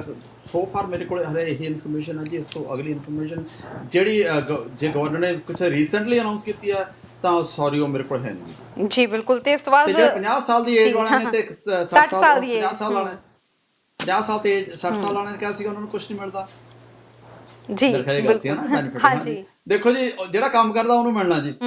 ਤੁਸੀਂ ਕੰਮ ਕਰਦੇ ਸੀਗੇ ਤੇ ਕੋਵਿਡ ਕਰਕੇ ਵੈਸੇ ਹਰੇ ਹੋਰ ਬਹੁਤ ਲੋਕ ਨੇ ਜੀ ਜਿਨ੍ਹਾਂ ਨੂੰ ਬੈਨੀਫਿਟ ਨਹੀਂ ਮਿਲ ਰਿਹਾ ਕਿਉਂਕਿ ਜਿਹੜੇ ਲੋਕ ਕੰਮ ਕਰ ਰਹੇ ਨੇ ਜਿਨ੍ਹਾਂ ਦਾ ਕੰਮ ਨਹੀਂ ਗਿਆ ਉਹਨਾਂ ਨੂੰ ਜਿਹੜਾ CERB ਆ ਉਹ ਨਹੀਂ ਮਿਲ ਰਿਹਾ। ਜਿਹੜੇ ਕੰਮ ਪਹਿਲਾਂ ਕਰਦੇ ਸੀਗੇ ਉਹਨਾਂ ਦਾ ਕੰਮ ਚਲਿਆ ਗਿਆ COVID-19 ਕਰਕੇ ਤੇ ਉਹ 4 ਹਫ਼ਤੇ ਕੰਮ ਨਹੀਂ ਕੀਤਾ ਉਹਨਾਂ ਨੇ। ਪਿਛਲੇ ਸਾਲ ਚ $5000 ਬਣਾਇਆ ਚਾਹੇ ਕਿੰਨੀ ਉਮਰ ਹੈ ਜੀ। ਪਿਛਲੇ ਸਾਲ ਚ $5000 ਬਣਾਇਆ ਤੇ ਹੁਣ ਪਿਛਲੇ 4 ਹਫ਼ਤਿਆਂ ਚ ਉਹਨਾਂ ਨੇ $1000 ਤੋਂ ਘੱਟ ਬਣਾਇਆ। ਉਹਨਾਂ ਨੂੰ CERB ਮਿਲਣਾ ਜੀ। ਉਹਨਾਂ ਦੀ ਉਮਰ ਲਿਮਿਟ ਉਹਦੇ ਚ ਕੋਈ ਨਹੀਂ ਹੈਗੀ ਜੀ। ਬਿਲਕੁਲ। ਤੇ ਇਸ ਤੋਂ ਬਾਅਦ ਉਹਨਾਂ ਨੇ ਨਾਲ ਇਹ ਵੀ ਪੁੱਛਿਆ ਸੀ ਕਿ ਉਹ ODSP ਤੇ ਹਨ ਤੇ ਕੀ ਇਸ ਤੋਂ ਇਲਾਵਾ ਉਹਨਾਂ ਨੂੰ ਕੋਈ ਬੈਨੀਫਿਟ ਮਿਲ ਸਕਦਾ ਆ? ਮੈਨੂੰ ODSP ਪਤਾ ਨਹੀਂ ਜੀ। ਮੇਰੇ ਖਿਆਲ ਜੇ ਓਲਡ ਏਜ ਸਿਕਿਉਰਿਟੀ ਵਾਲੀ ਕੁਝ ਇਹਨਾਂ ਦੀ ਗੱਲ ਹੈਗੀ ਹੈ ਕਿਤੇ ਉਹਨਾਂ ਨੂੰ ਨਹੀਂ ਮਿਲਣਾ ਜੀ। ਇਹ ਸਿਰਫ ਜਿਹੜੇ 65 ਤੇ ਪਲੱਸ ਸੀਨੀਅਰਸ ਨੇ ਉਹਨਾਂ ਨੂੰ ਹੀ ਇਹ ਬੈਨੀਫਿਟ ਆਇਆ ਜੀ। ਉਦੋਂ ਥੱਲੇ ਵਾਲਿਆਂ ਵਾਸਤੇ ਮੈਨੂੰ ਮੇਰੇ ਖਿਆਲ 'ਚ ਕੁਝ ਵੀ ਹਜੇ ਨਹੀਂ ਹੈ। ਨੈਕਸਟ ਸਾਡੇ ਬ੍ਰੈਂਪਟਨ ਤੋਂ ਸਰ ਨੇ ਕਾਲ ਕੀਤੀ ਸੀ ਕਿ ਜਿਹੜਾ ਸੀਨੀਅਰਸ ਲਈ ਜਿਹੜਾ ਇਹਨਾਂ ਨੇ ਬੈਨੀਫਿਟ ਐਲਾਨਿਆ ਵਾ ਉਹਦੇ ਲਈ ਅਪਲਾਈ ਕੀ ਕਰ ਸਕਦੇ ਆ, ਪ੍ਰੋਸੀਜਰ ਕੀ ਹੈ? ਹਾਂਜੀ ਪ੍ਰੋਸੀਜਰ ਇਹ ਹੈ ਜੀ ਉਹ ਆਟੋਮੈਟਿਕ ਹੈ ਜੀ। ਆਪਣੇ ਆਪ ਹੀ ਜਿਹੜੇ ਸੀਨੀਅਰਸ ਉਸ ਸਿਸਟਮ ਦੇ ਵਿੱਚ ਆਏ ਹੋਏ ਨੇ ਉਹਨਾਂ ਨੂੰ ਆਟੋਮੈਟਿਕਲੀ ਇਹ ਪੈਸੇ ਆ ਜਾਣਗੇ। ਇਨ ਕੇਸ ਜੇ ਨਹੀਂ ਆਉਂਦੇ then they have to call the system the way they have set up. ਇਹ ਜਿਹੜੇ ਪੈਸੇ ਆ ਉਹਨਾਂ ਨੂੰ ਆਪਣੇ ਆਪ ਹੀ ਆਉਣਗੇ। ਕੰਜ਼ਰਵੇਟਿਵ ਦੀ ਆਪਾਂ ਗੱਲ ਕਰਨ ਲੱਗੇ ਸੀਗੇ ਜੀ। ਹਾਂਜੀ ਕੰਜ਼ਰਵੇਟਿਵ ਦੇ ਇਸ ਵੇਲੇ 4 ਬੰਦੇ ਰੇਸ ਦੇ ਵਿੱਚ ਨੇ ਜੀ। ਇਹਨਾਂ ਚ 2 ਦੇ ਨਾਮ ਗੱਲ ਕਰਾਂਗਾ ਕਿਉਂਕਿ ਮੁਕਾਬਲਾ ਇਹਨਾਂ ਦੋਵਾਂ ਦਾ ਹੀ ਹੈ, Peter MacKay and Erin O'Toole. Reason being is ਮੈਂ ਗੱਲ ਕਰ ਰਿਹਾ ਕਿ ਫਰਾਈਡੇ ਲਾਸਟ ਡੇਟ ਹੈ ਜੀ ਲੀਡਰਸ਼ਿਪ ਦੀ ਵੋਟ ਬਣਾਉਣ ਵਾਸਤੇ। ਕਾਲ ਲਓ ਆਪਾਂ ਇਹਦੀ ਅੱਗੇ ਫਿਰ ਗੱਲ ਕਰਾਂਗੇ। ਬਿਲਕੁਲ। ਹੈਲੋ ਹਾਂਜੀ ਸਤਿ ਸ਼੍ਰੀ ਅਕਾਲ ਜੀ। ਸਤਿ ਸ਼੍ਰੀ ਅਕਾਲ ਜੀ। ਮੈਨੂੰ ਜੀ ਮੈਂ ਪਤਾ ਕਰਨਾ ਸੀ ਮੈਨੂੰ 1 ਸਾਲ ਹੋ ਗਿਆ PR ਮਿਲੇ ਨੂੰ 75 ਸਾਲ ਉਮਰ ਹੈ। ਮੈਨੂੰ ਇਹ ਬੈਨੀਫਿਟ ਮਿਲੇਗਾ ਜੀ 500 ਵਾਲਾ? ਜੀ 75 ਸਾਲ ਉਮਰ ਹੈ ਤੇ 1 ਸਾਲ ਤੁਹਾਨੂੰ PR ਹੋਇਆ ਨੂੰ ਹੋਇਆ ਤੇ ਨਾਚੀ ਇਹਨਾਂ ਤੋਂ ਕੁਝ ਆਪਾਂ ਪੁੱਛੀਏ ਕੋਈ। ਤੁਸੀਂ ਪਹਿਲਾਂ ਕੰਮ ਕਰਦੇ ਰਹੇ ਹੋ ਕੈਨੇਡਾ ਵਿੱਚ? ਨਹੀਂ ਜੀ ਕੁਝ ਨਹੀਂ ਕੀਤਾ ਮੈਂ ਜੀ। ਸਰ ਤੁਸੀਂ ਟੀਵੀ ਸਕਰੀਨ ਤੇ ਆਨਸਰ ਸੁਣ ਸਕਦੇ ਹੋ। ਕਾਲ ਕੀਤੀ ਉਹਦੇ ਲਈ ਬਹੁਤ ਬਹੁਤ ਧੰਨਵਾਦ ਜੀ। ਨਾ ਜੀ ਪਹਿਲਾਂ ਇਹਨਾਂ ਦਾ ਜਵਾਬ ਹੀ ਦੇ ਦਈਏ ਸੀ। ਆਈ ਡਾਊਟ ਇਟ ਜੀ ਜੇ ਇਹ ਕਿਤੇ ਉਸ ਸਕੀਮ ਦੇ ਵਿੱਚ ਆਉਂਦੇ ਆ ਕਿਉਂਕਿ ਇਹਨਾਂ ਨੂੰ ਆਇਆ ਨੂੰ ਅਜੇ ਦੇਰ ਥੋੜੀ ਹੋਈ ਹੈਗੀ ਆ।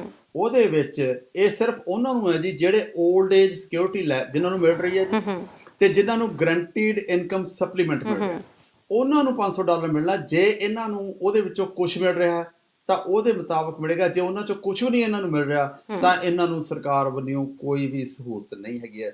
ਉਹ ਹੈਗੀ ਜੀ 올ਡ ਏਜ ਸਿਕਿਉਰਿਟੀ ਵਾਲੇ ਨੂੰ $300 ਮਿਲੇਗਾ, ਗਰੰਟੀਡ ਇਨਕਮ ਸਪਲੀਮੈਂਟ ਵਾਲੇ ਨੂੰ $200 ਮਿਲੇਗਾ, ਜਿਹਨੂੰ ਦੋਨੇ ਮਿਲ ਰਹੀਆਂ ਨੇ ਉਹਨੂੰ $500 ਮਿਲੇਗਾ ਜੀ। ਬਿਲਕੁਲ। ਤੇ ਸਰ ਅਸੀਂ ਲੀਡਰਸ਼ਿਪ ਦੀ ਦੌੜ ਦੀ ਗੱਲ ਕਰ ਰਹੇ ਸੀ।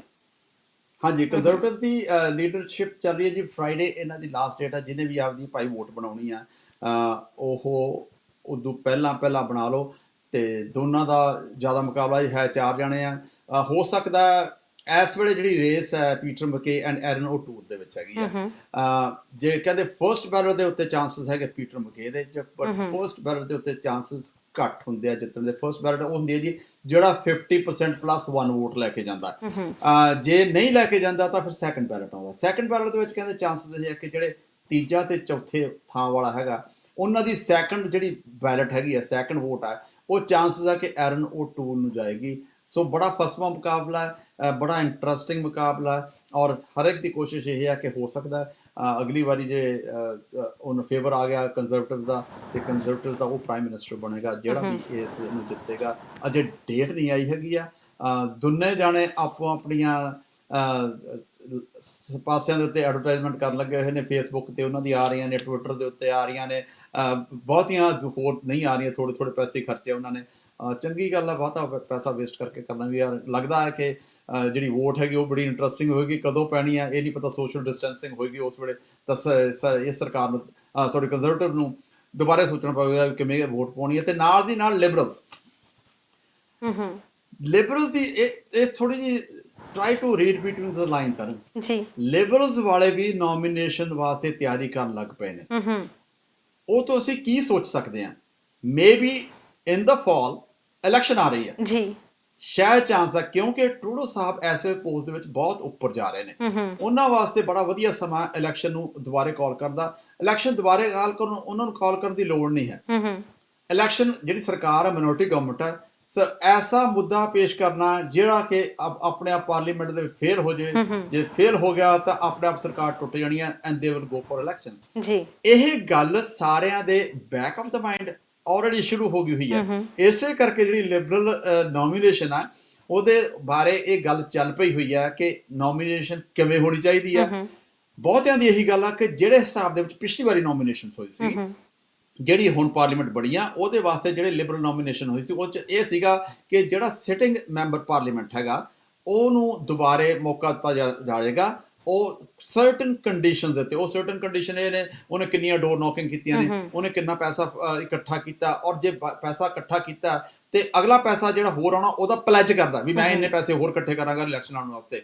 ਸੋ ਉਹ ਚਾਹੁੰਦੇ ਨੇ ਕਿ ਉਹੀ ਕੰਡੀਸ਼ਨਾਂ ਹੁਣ ਫੇਰ ਲਾਗੂ ਹੋਣ ਤੇ ਯੂ ਨੈਵਰ ਨੋ ਜਿਹੜੇ ਹਾਲਾਤ ਬਣਨਗੇ, ਕਿਉਂਕਿ ਕੰਜ਼ਰਵੇਟਿਵ ਪਾਰਟੀ ਦਾ ਜੇ ਲੀਡਰ ਸਟਰੋਂਗ ਆ ਜਾਂਦਾ ਕੋਈ, ਤਾਂ ਜਿਹੜੀ ਲਿਬਰਲ ਪਾਰਟੀ ਆ ਉਹ ਇਸ ਗੱਲ ਨੂੰ ਬਹੁਤ ਸੀਰੀਅਸਲੀ ਸੋਚ ਰਹੀ ਆ ਆਲਰੇਡੀ ਕਿ ਉਹਨੂੰ ਇੰਨਾ ਸਮਾਂ ਨਾ ਦਿੱਤਾ ਜਾਵੇ ਕਿ ਉਹਦੇ ਪੈਰ ਲੱਗਣ ਤੇ ਉਸ ਤੋਂ ਪਹਿਲਾਂ ਇਲੈਕਸ਼ਨ ਕਾਲ ਕਰ ਦਿੱਤੀ ਜਾਵੇ। It's going to be very interesting. ਆ ਜਿਹੜਾ ਸਾਲ ਦੇ ਐਂਡ ਤੋਂ ਪਹਿਲਾਂ ਬਹੁਤ ਕੁਝ, ਜਿਹਨੂੰ ਪੰਜਾਬੀ ਚ ਕਹਿੰਦੇ ਸਮੀਕਰਨ, ਇਹ ਚੇਂਜ ਹੋਣ ਦੀ ਬਹੁਤ ਵੱਡੀ ਆਸ ਹੈ ਜੀ। ਬਿਲਕੁਲ, ਤੇ ਬਾਕੀ ਖਬਰਾਂ ਦੀ ਵੀ ਅਸੀਂ ਗੱਲਬਾਤ ਕਰਾਂਗੇ। ਸਰ, ਕੁਝ ਦਰਸ਼ਕ ਜਿਹੜੇ ਸਾਡੇ ਨਾਲ ਫੇਸਬੁੱਕ ਤੇ ਜੁੜੇ ਨੇ, ਮੈਂ ਉਹਨਾਂ ਦੇ ਨਾਮ ਜ਼ਰੂਰ ਲੈਣਾ ਚਾਹਾਂਗੀ। ਪਹਿਲਾਂ ਇੱਕ ਕਾਲ ਜ਼ਰੂਰ ਅਟੈਂਡ ਕਰ ਲਈਏ। ਹੈਲੋ, ਸਤਿ ਸ਼੍ਰੀ ਅਕਾਲ। ਸਤਿ ਸ਼੍ਰੀ ਅਕਾਲ ਜੀ, ਕਿੱਥੋਂ ਬੋਲ ਰਹੇ ਹੋ? ਅੰਟਾਰੀਓ ਤੋਂ, ਲੰਡਨ ਤੋਂ। ਬਹੁਤ ਬਹੁਤ ਸਵਾਗਤ ਹੈ ਸਰ ਪ੍ਰੋਗਰਾਮ ਦੇ ਵਿੱਚ। ਹਾਂਜੀ, ਦੱਸੋ ਕੀ ਕਹਿਣਾ ਚਾਹੁੰਦੇ ਹੋ? ਯਾਰ ਮੈਂ ਕੋਵਿਡ ਕਰਕੇ ਹੀ ਜਾਣਾ ਬੰਦ ਕੀਤਾ ਸੀਗਾ, ਤਾਂ ਹੁਣ ਮੈਂ ਉਹ ਜਾਂਦਾ ਨਹੀਂ ਹੈਗਾ ਕੰਮ ਤੇ। ਮੈਂ ਸੋਚਦਾ ਕਿ ਮੈਂ ਪਹਿਲੇ ਉਹਨਾਂ ਤੋਂ ਇਹ ਅਪਲਾਈ ਕੀਤਾ ਸੀ, ਕੋਰਸ ਦੇ ਵਿੱਚ ਮੈਂ ਇੱਕ ਵਾਰੀ ਲੈ ਲਿੱਤੇ ਹੈ, ਜਾਂ ਮੈਂ ਦੁਬਾਰਾ ਫਿਰ ਹੋਰ ਵਾਸਤੇ ਅਪਲਾਈ ਕਰਨੀ ਜਦ ਕਿ ਕੰਪਨੀ ਵਿੱਚ ਮੇਰੇ ਕੰਮ ਚੱਲਦਾ ਹੈ। ਜੀ ਜੀ, ਤੁਸੀਂ ਟੀਵੀ ਸਕਰੀਨ ਤੇ ਸਰ ਆਨਸਰ ਸੁਣ ਸਕਦੇ ਹੋ। ਤੁਸੀਂ ਕਾਲ ਕੀਤੀ, ਉਹਦੇ ਲਈ ਬਹੁਤ ਬਹੁਤ ਧੰਨਵਾਦ ਜੀ। ਨਾ ਜੀ, ਪਹਿਲਾਂ ਇਹਨਾਂ ਦੇ ਅਸੀਂ ਸਵਾਲ ਦਾ ਜਵਾਬ ਦੇ ਦਈਏ। ਕਹਿ ਰਹੇ ਨੇ ਕਿ ਇਹਨਾਂ ਨੇ ਆਪਣੀ ਮਰਜ਼ੀ ਨਾਲ ਜਾਣਾ ਬੰਦ ਕੀਤਾ ਕਰੋਨਾ ਵਾਇਰਸ ਦੇ ਚੱਲਦਿਆਂ, ਤੇ ਉਹਨਾਂ ਨੇ ਇੱਕ ਵਾਰੀ ਬੈਨੀਫਿਟ ਲੈ ਲਿਆ। ਕੰਪਨੀ ਵਿੱਚ ਹਜੇ ਕੰਮ ਚੱਲ ਰਿਹਾ ਕਿ ਇਸ ਦੇ ਬਾਵਜੂਦ ਇਹ ਦੂਸਰੀ ਵਾਰੀ ਬੈਨੀਫਿਟ ਲੈ ਸਕਦੇ ਨੇ? ਹੋ ਸਕਦਾ ਇਹਨੂੰ ਮੇਰੀ ਗੱਲ ਚੰਗੀ ਨਾ ਲੱਗੇ, ਪਹਿਲਾ ਬੈਨੀਫਿਟ ਵੀ ਇਹਨੂੰ ਵਾਪਸ ਕਰਨਾ ਪਵੇਗਾ। ਕਰੋਨਾ ਵਾਇਰਸ ਦਾ ਜਿਹੜਾ CERB ਮਿਲ ਰਿਹਾ ਹੈ ਜੀ, ਉਹਦੀ ਪਹਿਲੀ ਕੰਡੀਸ਼ਨ ਇਹ ਹੈ ਤੁਹਾਡੀ ਜੌਬ ਕਰੋਨਾ ਵਾਇਰਸ ਕਰਕੇ ਗਈ ਹੈ। ਤੁਸੀਂ ਆਪਦੀ ਮਰਜ਼ੀ ਨਾਲ ਕੰਮ ਛੱਡਿਆ ਤਾਂ ਤੁਹਾਨੂੰ ਨਹੀਂ ਮਿਲੇਗਾ, ਕਿਉਂਕਿ ਜਦੋਂ ਇਹਨਾਂ ਨੇ ਅਪਲਾਈ ਕੀਤਾ ਜੀ ਉਹ 'ਚ ਸਵਾਲ ਇਹਨਾਂ ਨੂੰ ਪੁੱਛਿਆ ਗਿਆ, ਉਹਦੇ ਵਿੱਚ ਹੋ ਸਕਦਾ ਇਹਨਾਂ ਨੇ ਨਾ ਕਹੀ ਹੋਵੇ। ਉਹ 'ਚ ਸਵਾਲ ਇਹ ਪੁੱਛਿਆ ਜਾਂਦਾ ਕਿ ਕੀ ਤੁਸੀਂ ਆਪਣੀ ਮਰਜ਼ੀ ਨਾਲ ਕੰਮ ਛੱਡ ਰਹੇ ਹੋ? ਜੇ ਤੁਸੀਂ ਉੱਤੇ ਯੈਸ ਕਰਦੇ ਹੋ ਤਾਂ ਤੁਹਾਨੂੰ CERB ਨਹੀਂ ਮਿਲੇਗਾ। ਇਹਨਾਂ ਨੇ ਉਸ ਦਾ ਜਵਾਬ ਨਾ ਵਿੱਚ ਦਿੱਤਾ ਹੋਏਗਾ। ਪਰ ਜੇ ਇਹਨਾਂ ਨੇ ਆਪਣੀ ਮਰਜ਼ੀ ਨਾਲ ਛੱਡਿਆ ਤਾਂ ਇਹਨਾਂ ਨੂੰ ਮੈਂ ਇਹ ਸੁਜੈਸ਼ਨ ਹੈ ਮੇਰੀ ਕਿ ਇਹ ਆਪਣਾ ਜਿਹੜਾ CERB ਬੈਨੀਫਿਟ ਹੈਗਾ ਕਿਸੇ ਨਾਲ ਸਲਾਹ ਕਰਕੇ ਉਹਨੂੰ ਵਾਪਸ ਕਰ ਦੇਣ ਜੀ। ਬਿਲਕੁਲ, ਬਾਅਦ ਵਿੱਚ ਸਰਕਾਰ ਇਹਨਾਂ ਤੋਂ ਵਾਪਸ ਲਏਗੀ। ਅਗਲੀ ਖਬਰ ਤੋਂ ਪਹਿਲਾਂ ਤਰਨ ਮੈਂ ਇੱਕ ਹੋਰ ਖਬਰ ਸ਼ੇਅਰ ਕਰਨੀ ਚਾਹੁੰਦਾ ਜਿਹੜੀ ਕਿ ਟੈਕਸੀ ਇੰਡਸਟਰੀ ਨਾਲ ਸੰਬੰਧਿਤ ਹੈ। ਆ ਥੋੜੀ ਦੇਰ ਹੋਈ ਹੈ, ਮੈਨੂੰ ਹੁਣੇ ਆਈ ਸੀਗੀ।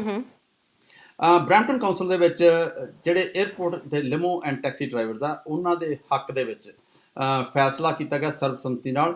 ਜਿਹੜੇ ਸਾਡੇ ਗੁਰਪ੍ਰੀਤ ਸਿੰਘ ਢਿੱਲੋਂ ਸਾਹਿਬ ਨੇ ਰੀਜਨਲ ਕਾਉਂਸਲਰ, ਉਹਨਾਂ ਨੇ ਇਹ ਮਤਾ ਪਾਸ ਕੀਤਾ ਸੀਗਾ। ਤੇ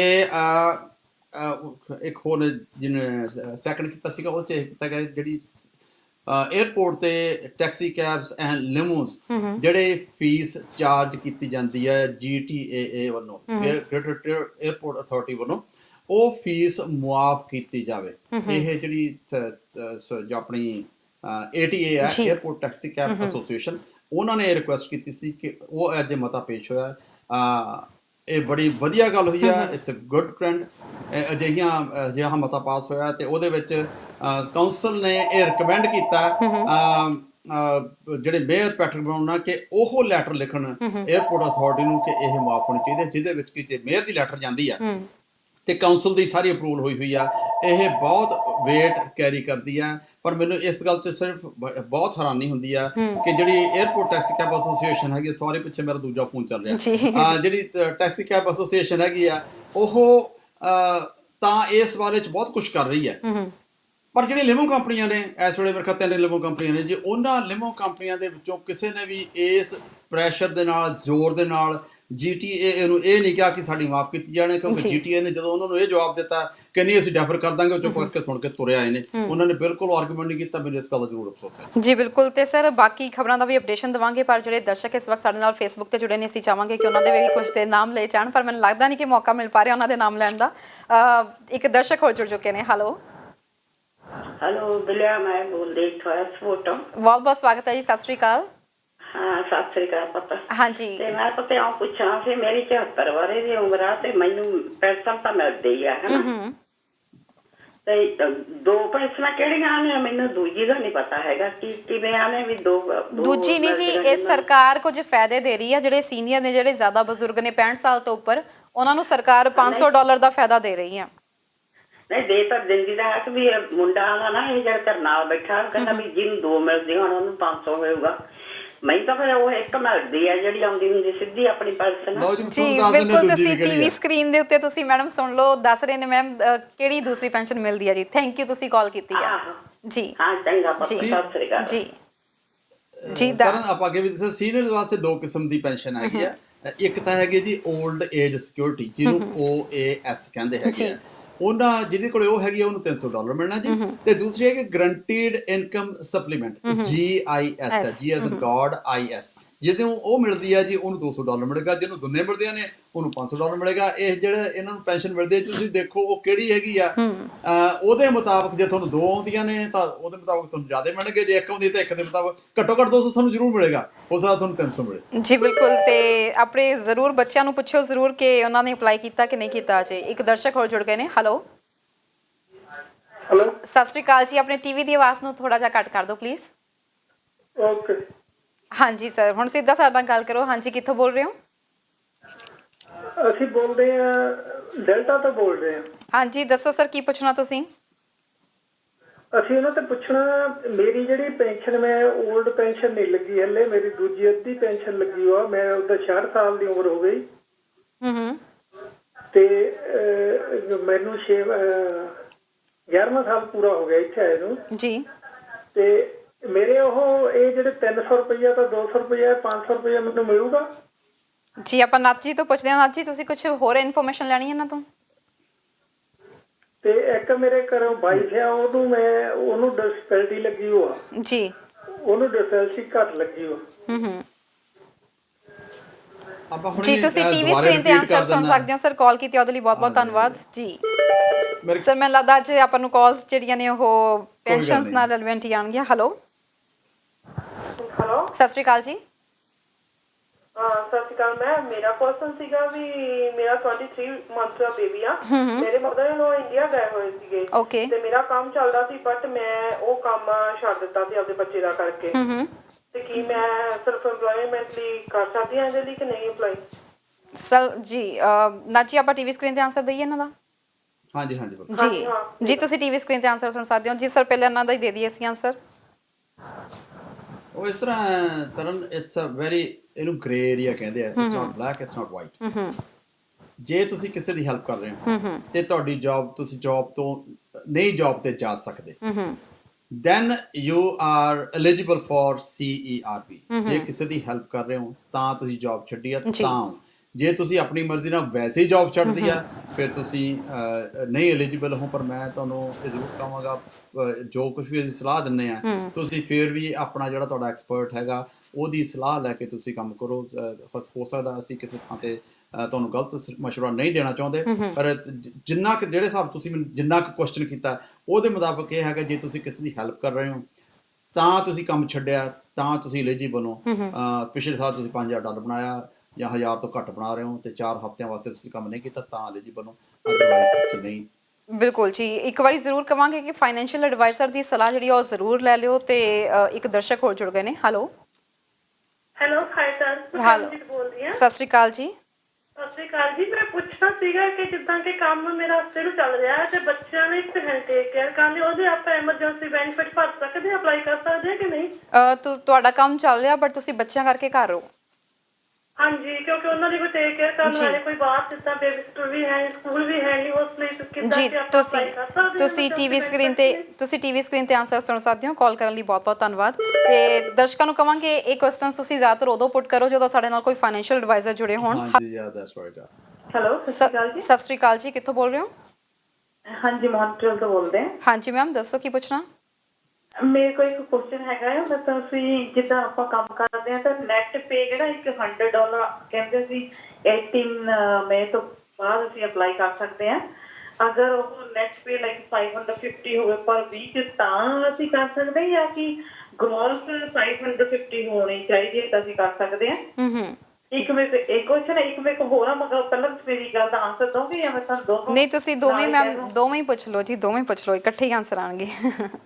ਅੱਛਾ ਜੀ, ਥੈਂਕ ਯੂ। ਉਹ ਸੌਰੀ, ਮੈਂ ਤੁਹਾਨੂੰ ਮਾਈਂਡ ਨਾ ਕਰਨਾ, ਮੈਂ ਹੋਰ ਗੱਲ ਨਹੀਂ ਨਹੀਂ ਜੀ, add ਕਰਨੀ ਨਹੀਂ, ਸੀ ਗੱਲ। ਬਿਲਕੁਲ ਬਿਲਕੁਲ ਜੀ, ਤੁਸੀਂ ਰੱਖੋ। ਉਹ ਮੈਂ ਸਿਰਫ ਆਪਣੀ ਸੁਜੈਸ਼ਨ ਦੱਸਦੀ, ਲਾਈਕ ਮੈਨੂੰ ਜੋ ਫੀਲ ਹੁੰਦਾ, ਮੈਂ ਵੀ ਉਹਨਾਂ ਦੇ ਨਾਲ ਬਹੁਤ ਐਕਟਿਵ ਸੀ। ਜਿਹੜੀ ਉਹਨਾਂ ਨੇ ਕਿਹਾ ਸੀ ਨਾ ਕੱਲ ਵੀ, ਉਹਨਾਂ ਨੇ ਵੀ ਇੰਡੀਅਨ ਆਪਣੀ ਕਮਿਊਨਿਟੀ ਨਾਲ ਕੰਮ ਕੀਤਾ, ਤੇ ਮੈਂ ਵੀ ਏਦਾਂ ਹੀ ਪਹਿਲਾਂ ਹੋਰ ਕੰਟਰੀ ਦੇ ਲੋਕਾਂ ਨਾਲ ਕੰਮ ਕੀਤਾ, ਪਰ ਮੈਨੂੰ ਉਹਨਾਂ ਵਿੱਚ ਇੰਨੀ ਜ਼ਿਆਦਾ ਜੈਲਸ ਨਹੀਂ ਲੱਗੀ ਕਿ ਹੁਣ ਮੈਂ ਵੀ ਆਪਣੇ ਹੀ ਕਰ ਰਹੀ ਹਾਂ ਅੱਜ ਕੱਲ੍ਹ। ਪਰ ਉਹਨਾਂ ਵਿੱਚ ਜੇ ਤੁਸੀਂ ਯਕੀਨ ਕਰੋਗੇ, ਮਤਲਬ ਕਿ ਛੋਟੀ ਛੋਟੀ ਚੀਜ਼ ਨੂੰ ਲੈ ਕੇ ਔਰ ਇੰਨਾ ਉਹ ਲਾਈਕ ਅਗਲੇ ਨੂੰ ਡਗਮਗਾਉਂਦੇ ਆ ਨਾ, ਡਰਾਉਂਦੇ ਆ ਕੰਮ ਤੇ। ਆਪਣੇ ਇੰਡੀਅਨ ਹੀ ਵੀ ਇਹ ਬੰਦਾ ਇੱਥੋਂ ਦੌੜ ਜਵੇ, ਕਿਹੜੀ ਘੜੀ ਇੱਥੇ ਕਾਹਤੇ ਆ ਗਿਆ, ਵੀ ਉਹਨਾਂ ਨੂੰ ਡਰ ਲੱਗਦਾ ਵੀ ਸਾਡੇ ਤੋਂ ਪਤਾ ਨਹੀਂ ਮਤਲਬ ਜ਼ਿਆਦਾ ਵਧੀਆ ਕੰਮ ਕਰਦਾ ਆ, ਇਹਨੇ ਜ਼ਿਆਦਾ ਅੱਗੇ ਨਿਕਲ ਜਾਣਾ। ਐਕਸਪੀਰੀਅੰਸ ਮੈਟਰ ਕਰਦਾ ਜੀ, ਬਿਲਕੁਲ। ਅਲੱਗ-ਅਲੱਗ ਜਿਹਨੂੰ ਅਸੀਂ ਜਿਵੇਂ ਮਿਲਦੇ ਹਾਂ, ਉਹ ਐਕਸਪੀਰੀਅੰਸ ਮੈਟਰ ਕਰਦਾ। ਫਿਲਹਾਲ ਤੁਸੀਂ ਵਿਚਾਰ ਰੱਖਿਓ, ਉਹਦੇ ਲਈ ਤੁਹਾਡਾ ਬਹੁਤ-ਬਹੁਤ ਧੰਨਵਾਦ। ਤੇ ਤੁਸੀਂ ਟੀਵੀ ਸਕਰੀਨ ਤੇ ਆਨਸਰ ਸੁਣ ਸਕਦੇ ਹੋ ਜੀ। ਜੀ ਸਰ, ਮੈਂ ਆਪਣੇ ਦਰਸ਼ਕਾਂ ਨੂੰ ਇਹ ਜ਼ਰੂਰ ਕਹਾਂਗੀ ਕਿ ਜਦੋਂ ਤੁਸੀਂ ਪੈਨਸ਼ਨ ਦੇ ਬਾਰੇ ਵਿੱਚ ਗੱਲਬਾਤ ਕਰਨੀ ਹੈ, ਕੁਝ ਵੀ ਪੁੱਛਣਾ, ਤਾਂ ਉਦੋਂ ਪੁੱਛੋ ਜਦੋਂ ਸਾਡੇ ਨਾਲ ਫਾਈਨੈਂਸ਼ੀਅਲ ਐਡਵਾਈਜ਼ਰ ਜੁੜੇ ਹੋਣ, ਜੋ ਕਿ ਅਸੀਂ ਫਰਾਈਡੇ ਨੂੰ ਆਪਣੇ ਨਾਲ ਜੋੜਾਂਗੇ। ਹੈਲੋ, ਹਾਂਜੀ, ਸਤਿ ਸ਼੍ਰੀ ਅਕਾਲ ਜੀ। ਹਾਂਜੀ, ਸਤਿ ਸ਼੍ਰੀ ਅਕਾਲ। ਹਾਂਜੀ, ਕਿੱਥੋਂ ਬੋਲ ਰਹੇ ਹੋ ਮੈਮ? ਅਸੀਂ ਮਿਲਟਨ ਤੋਂ ਬੋਲਦੇ ਹਾਂ। ਹਾਂਜੀ, ਦੱਸੋ ਕੀ ਪੁੱਛਣਾ? ਹਾਂ, ਅਸੀਂ ਇਹ ਪੁੱਛਣਾ ਵਾ ਵੀ ਮੈਂ ਬੈਸਟ ਵੀਜ਼ੇ ਤੇ ਆਈ ਸੀ 29 ਮਾਰਚ ਨੂੰ, ਮੈਂ ਵਾਪਸ ਜਾਣਾ ਸੀ 에ਅਰ ਇੰਡੀਆ ਤੇ। ਜੀ ਹਨਾ ਜੀ। 에ਅਰ ਇੰਡੀਆ ਤੇ ਜਾਣਾ ਸੀ ਵਾਪਸ 29 ਮਾਰਚ ਨੂੰ। ਤੇ ਹੁਣ ਉਹ ਵੀ ਕਦੋਂ ਓਪਨ ਹੋਣੇ ਆ? ਫਲਾਈਟਸ ਕਦੋਂ ਓਪਨ ਹੋ ਰਹੀਆਂ ਨੇ ਤੁਸੀਂ ਪੁੱਛਣਾ ਚਾਹੁੰਦੇ ਹੋ ਵਾਪਸ ਇੰਡੀਆ ਜਾਣ ਲਈ? ਤੁਸੀਂ ਟੀਵੀ ਸਕਰੀਨ ਤੇ ਆਨਸਰ ਸੁਣ ਸਕਦੇ ਹੋ ਜੀ। ਕਾਲ ਕਰਨ ਲਈ ਬਹੁਤ-ਬਹੁਤ ਧੰਨਵਾਦ।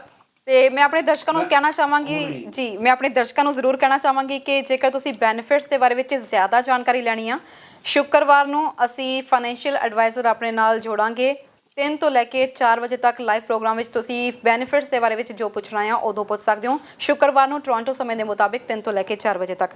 ਜੀ ਨਾਥ ਜੀ। ਤਰਨ, ਜਿਹੜੀ ਸੀਨੀਅਰ ਦੀ ਗੱਲ ਹੈਗੀ ਆ, ਉਹ ਪ੍ਰੋਗਰਾਮ ਖਤਮ ਹੋਣ ਤੋਂ ਪਹਿਲਾਂ ਮੈਂ ਇੱਕ ਵਾਰੀ ਫੇਰ ਦੱਸ ਕੇ ਜਾਵਾਂਗਾ। ਪਲੀਜ਼ ਪ੍ਰੋਗਰਾਮ ਨੂੰ ਜੁੜਿਓ। ਤੁਹਾਨੂੰ ਸਵਾਲ ਕਰਨ ਦੀ ਲੋੜ ਹੈ ਜੀ। ਜਿਹੜੇ ਤੁਹਾਡੇ ਸਵਾਲ ਆ ਮੈਨੂੰ ਪਤਾ ਕੀ ਹੈਗਾ, ਮੈਂ ਜਾਣ ਤੋਂ ਪਹਿਲਾਂ ਤੁਹਾਨੂੰ ਇਹਦੇ ਬਾਰੇ ਫੇਰ ਐਕਸਪਲੇਨ ਕਰਕੇ ਜਾਵਾਂਗਾ। ਜਿਹੜੀਆਂ ਫਲਾਈਟਾਂ ਦੀ ਗੱਲ ਹੈਗੀ ਜੀ, ਮੈਂ ਹੁਣੇ ਅਪਡੇਟ ਆਈ ਸੀਗੀ ਜੀ, ਮੈਨੂੰ ਪੁਲਿਸ ਸਾਹਿਬ ਨੇ ਇਨਫੋਰਮੇਸ਼ਨ ਭੇਜੀ ਆ। ਜਿਹੜੀਆਂ ਫਲਾਈਟਾਂ ਨਵੀਆਂ ਚੱਲ ਰਹੀਆਂ ਨੇ ਟੋਰਾਂਟੋ ਐਂਡ ਦਿੱਲੀ, 20 ਮਈ ਨੂੰ ਦਿੱਲੀ ਟੋਰਾਂਟੋ ਹੈ ਜੀ, 22 ਮਈ ਨੂੰ ਦਿੱਲੀ ਟੋਰਾਂਟੋ ਹੈ, ਤੇ 25 ਮਈ ਨੂੰ ਦਿੱਲੀ ਟੋਰਾਂਟੋ ਆ। 21 ਮਈ ਨੂੰ ਟੋਰਾਂਟੋ ਟੂ ਦਿੱਲੀ ਆ, 23 ਮਈ ਨੂੰ ਟੋਰਾਂਟੋ ਟੂ ਦਿੱਲੀ ਆ, ਤੇ 26 ਮਈ ਨੂੰ ਟੋਰਾਂਟੋ ਟੂ ਦਿੱਲੀ ਫਲਾਈਟ ਚੱਲ ਰਹੀ ਆ। ਜਿਹੜੀ ਟੋਰਾਂਟੋ ਟੂ ਦਿੱਲੀ ਫਲਾਈਟ ਹੈਗੀ ਜੀ, sorry to say this thing, they are already ਫੁੱਲ।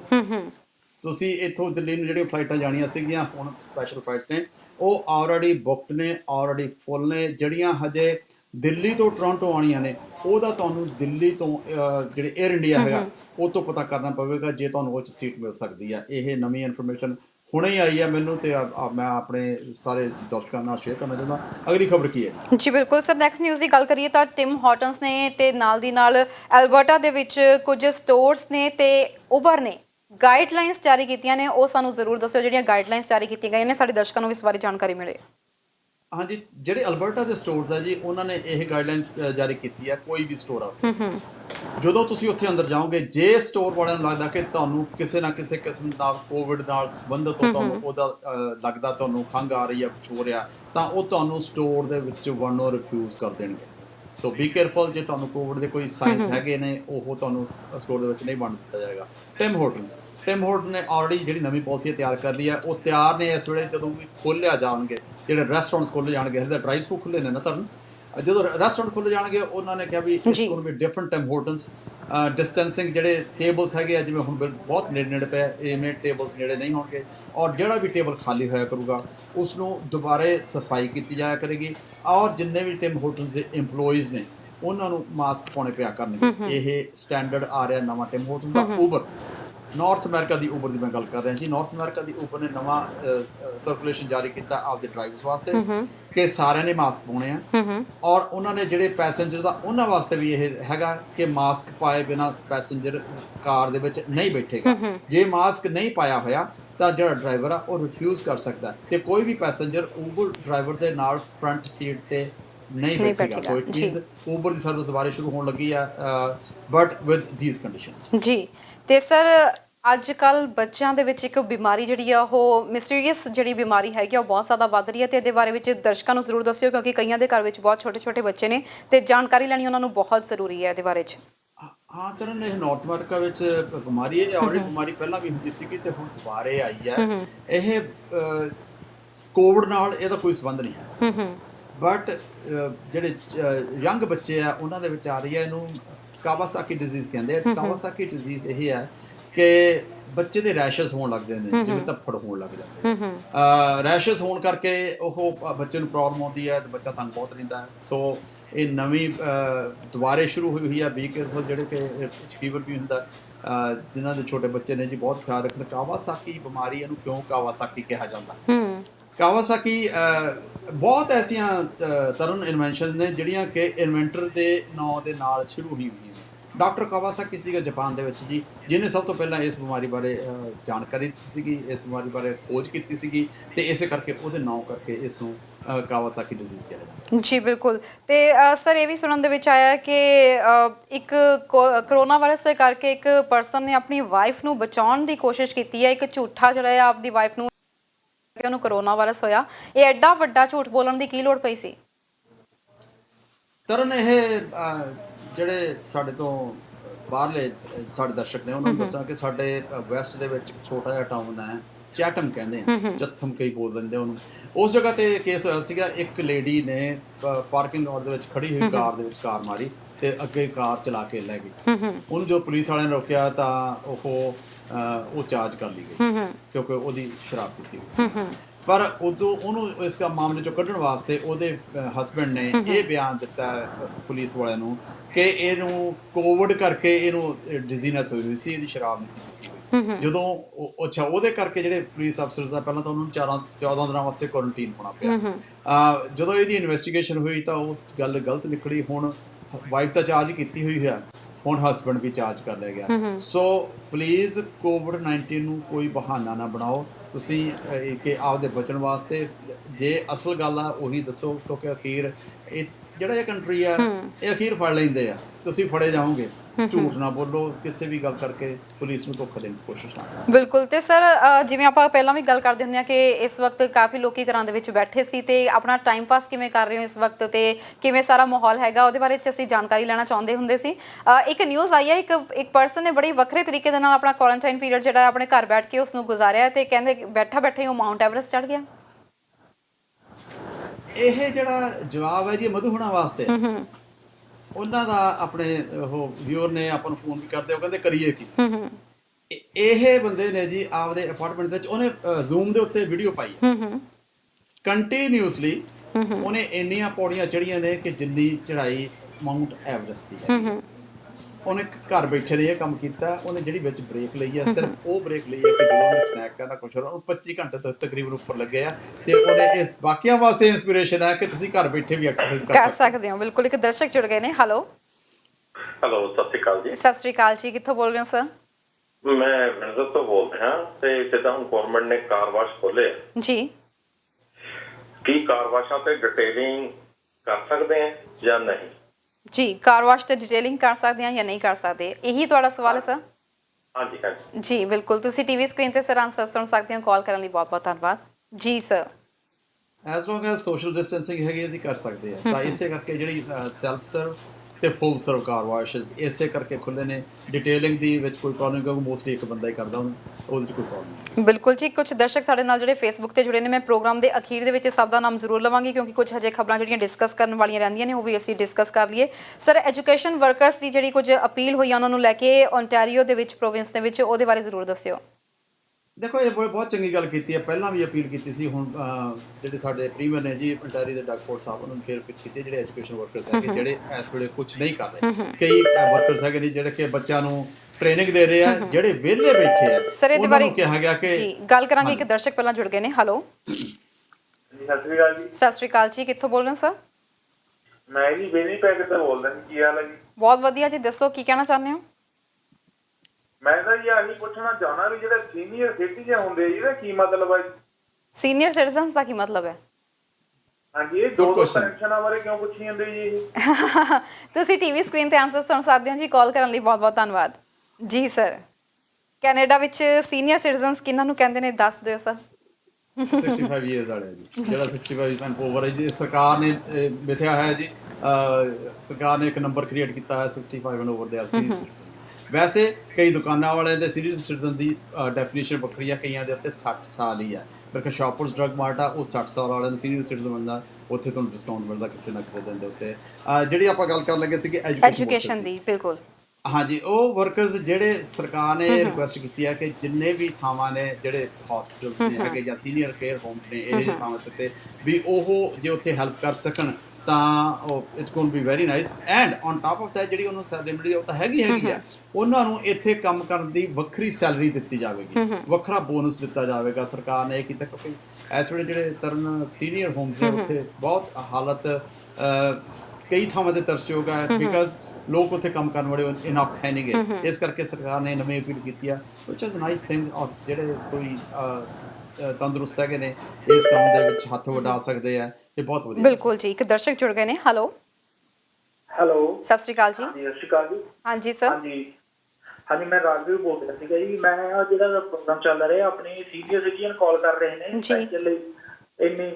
ਇਹਨਾਂ ਨੇ ਇਹਦਾ ਹੀ ਕੰਟਰੀਬਿਊਸ਼ਨ ਕੀਤੀ ਹੈ ਜੀ ਇੱਥੇ ਕੈਨੇਡੀਅਨ। ਇਹਨਾਂ ਨੇ ਕੀ ਕੰਮ ਕੀਤਾ ਗਾ ਜਿਹੜੇ ਮੰਗ ਰਹੇ ਨੇ ਹੋਰ ਪੈਸੇ ਗਵਰਨਮੈਂਟ ਤੋਂ?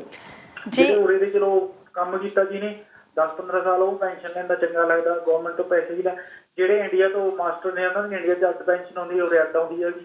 ਉਹ ਜਿਹੜੀਆਂ ਪੈਨਸ਼ਨਾਂ ਮੰਗ ਰਹੇ ਨੇ, ਉਹ ਕਾਹਦੀ ਮੰਗ ਰਹੇ ਨੇ ਪੈਸੇ? ਉਹ $500 ਜੀ। ਸਰਕਾਰ ਨੇ ਇੱਕ ਕ੍ਰਾਈਟੇਰੀਆ ਰੱਖਿਆ, ਉਹ ਉਹਨਾਂ ਨੂੰ ਹੀ ਮਿਲੂਗਾ। ਸੋ ਹਰ ਕੋਈ ਪੁੱਛਣਾ ਚਾਹੁੰਦਾ ਆ, ਇਸ ਲਈ ਪ੍ਰੋਗਰਾਮ ਦੀ ਵੀ ਕੀਤੀ ਗਈ ਹੈ ਕਿ ਜੀ ਇਹ ਤਾਂ ਆਬਵੀਅਸਲੀ ਚਾਹੀਦੀ ਹੈ ਨਾ। ਜਿਹੜਾ ਬੰਦੇ ਨੂੰ ਕਿਸੇ ਨੂੰ ਸਾਲ ਹੋਇਆ, ਕਿਸੇ ਨੂੰ 2 ਸਾਲ ਹੋਇਆ, ਕੰਮ ਕੀਤਾ ਨਹੀਂ, ਕਹਿੰਦਾ ਕੰਮ ਕੀਤਾ ਨਹੀਂ ਹੈਗਾ, ਉਹ ਫਿਰ ਕਾਹਦੇ ਪੈਸੇ ਮੰਗ ਰਹੇ ਨਹੀਂ ਸਮਝ ਸਕਦੇ ਜੀ। ਬਿਲਕੁਲ, ਤੁਸੀਂ ਟੀਵੀ ਸਕਰੀਨ ਤੇ ਆਨਸਰ ਸੁਣ ਸਕਦੇ ਹੋ। ਸਰ, ਕਾਲ ਕਰਨ ਲਈ ਬਹੁਤ ਬਹੁਤ ਧੰਨਵਾਦ ਜੀ। ਸਰ, ਤਰਨ, ਇਹ ਇੱਕ ਐਸਾ ਕੁਐਸਚਨ ਹੈ ਕਿ ਇਹਨਾਂ ਨੇ ਮੇਰੇ ਦਿਲ ਦੀ ਗੱਲ ਕੀਤੀ ਆ, ਪਰ ਮੈਨੂੰ ਇਹ ਤੇ ਘੰਟਾ ਚਾਹੀਦਾ ਬੋਲਣ ਵਾਸਤੇ। ਸਰ, ਕੱਲੇ ਸੀਨੀਅਰਸ ਨਹੀਂ, ਹਰ ਤਬਕੇ ਦੇ, ਮਤਲਬ ਨਾ ਸਿਰਫ ਸੀਨੀਅਰਸ, ਅਸੀਂ ਕੱਲੇ ਸੀਨੀਅਰਸ ਨੂੰ ਨਹੀਂ ਕਹਿ ਸਕਦੇ, ਹਰ ਤਬਕੇ ਦੇ।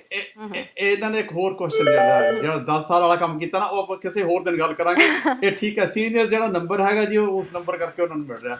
ਆਈ would love to talk on this issue. ਬਿਲਕੁਲ ਜੀ, ਤੇ ਇੱਕ ਦਰਸ਼ਕ ਹੋਰ ਜੁੜ ਚੁੱਕੇ ਨੇ। ਹੈਲੋ, ਹਾਂਜੀ, ਮੈਂ ਜੀ ਸਰ, ਤੁਹਾਡੀ ਆਵਾਜ਼ ਬਹੁਤ ਘੱਟ ਆ ਰਹੀ ਹੈ, ਥੋੜਾ ਜਿਹਾ ਤੁਸੀਂ ਆਵਾਜ਼ ਥੋੜੀ ਜਿਹੀ ਉੱਚੀ ਕਰੋਗੇ? ਹਾਂਜੀ, ਬਿਲਕੁਲ ਹੁਣ ਠੀਕ ਹੈ। ਹਾਂਜੀ, ਦੱਸੋ ਕਿੱਥੋਂ ਬੋਲ ਰਹੇ ਹੋ ਸਰ?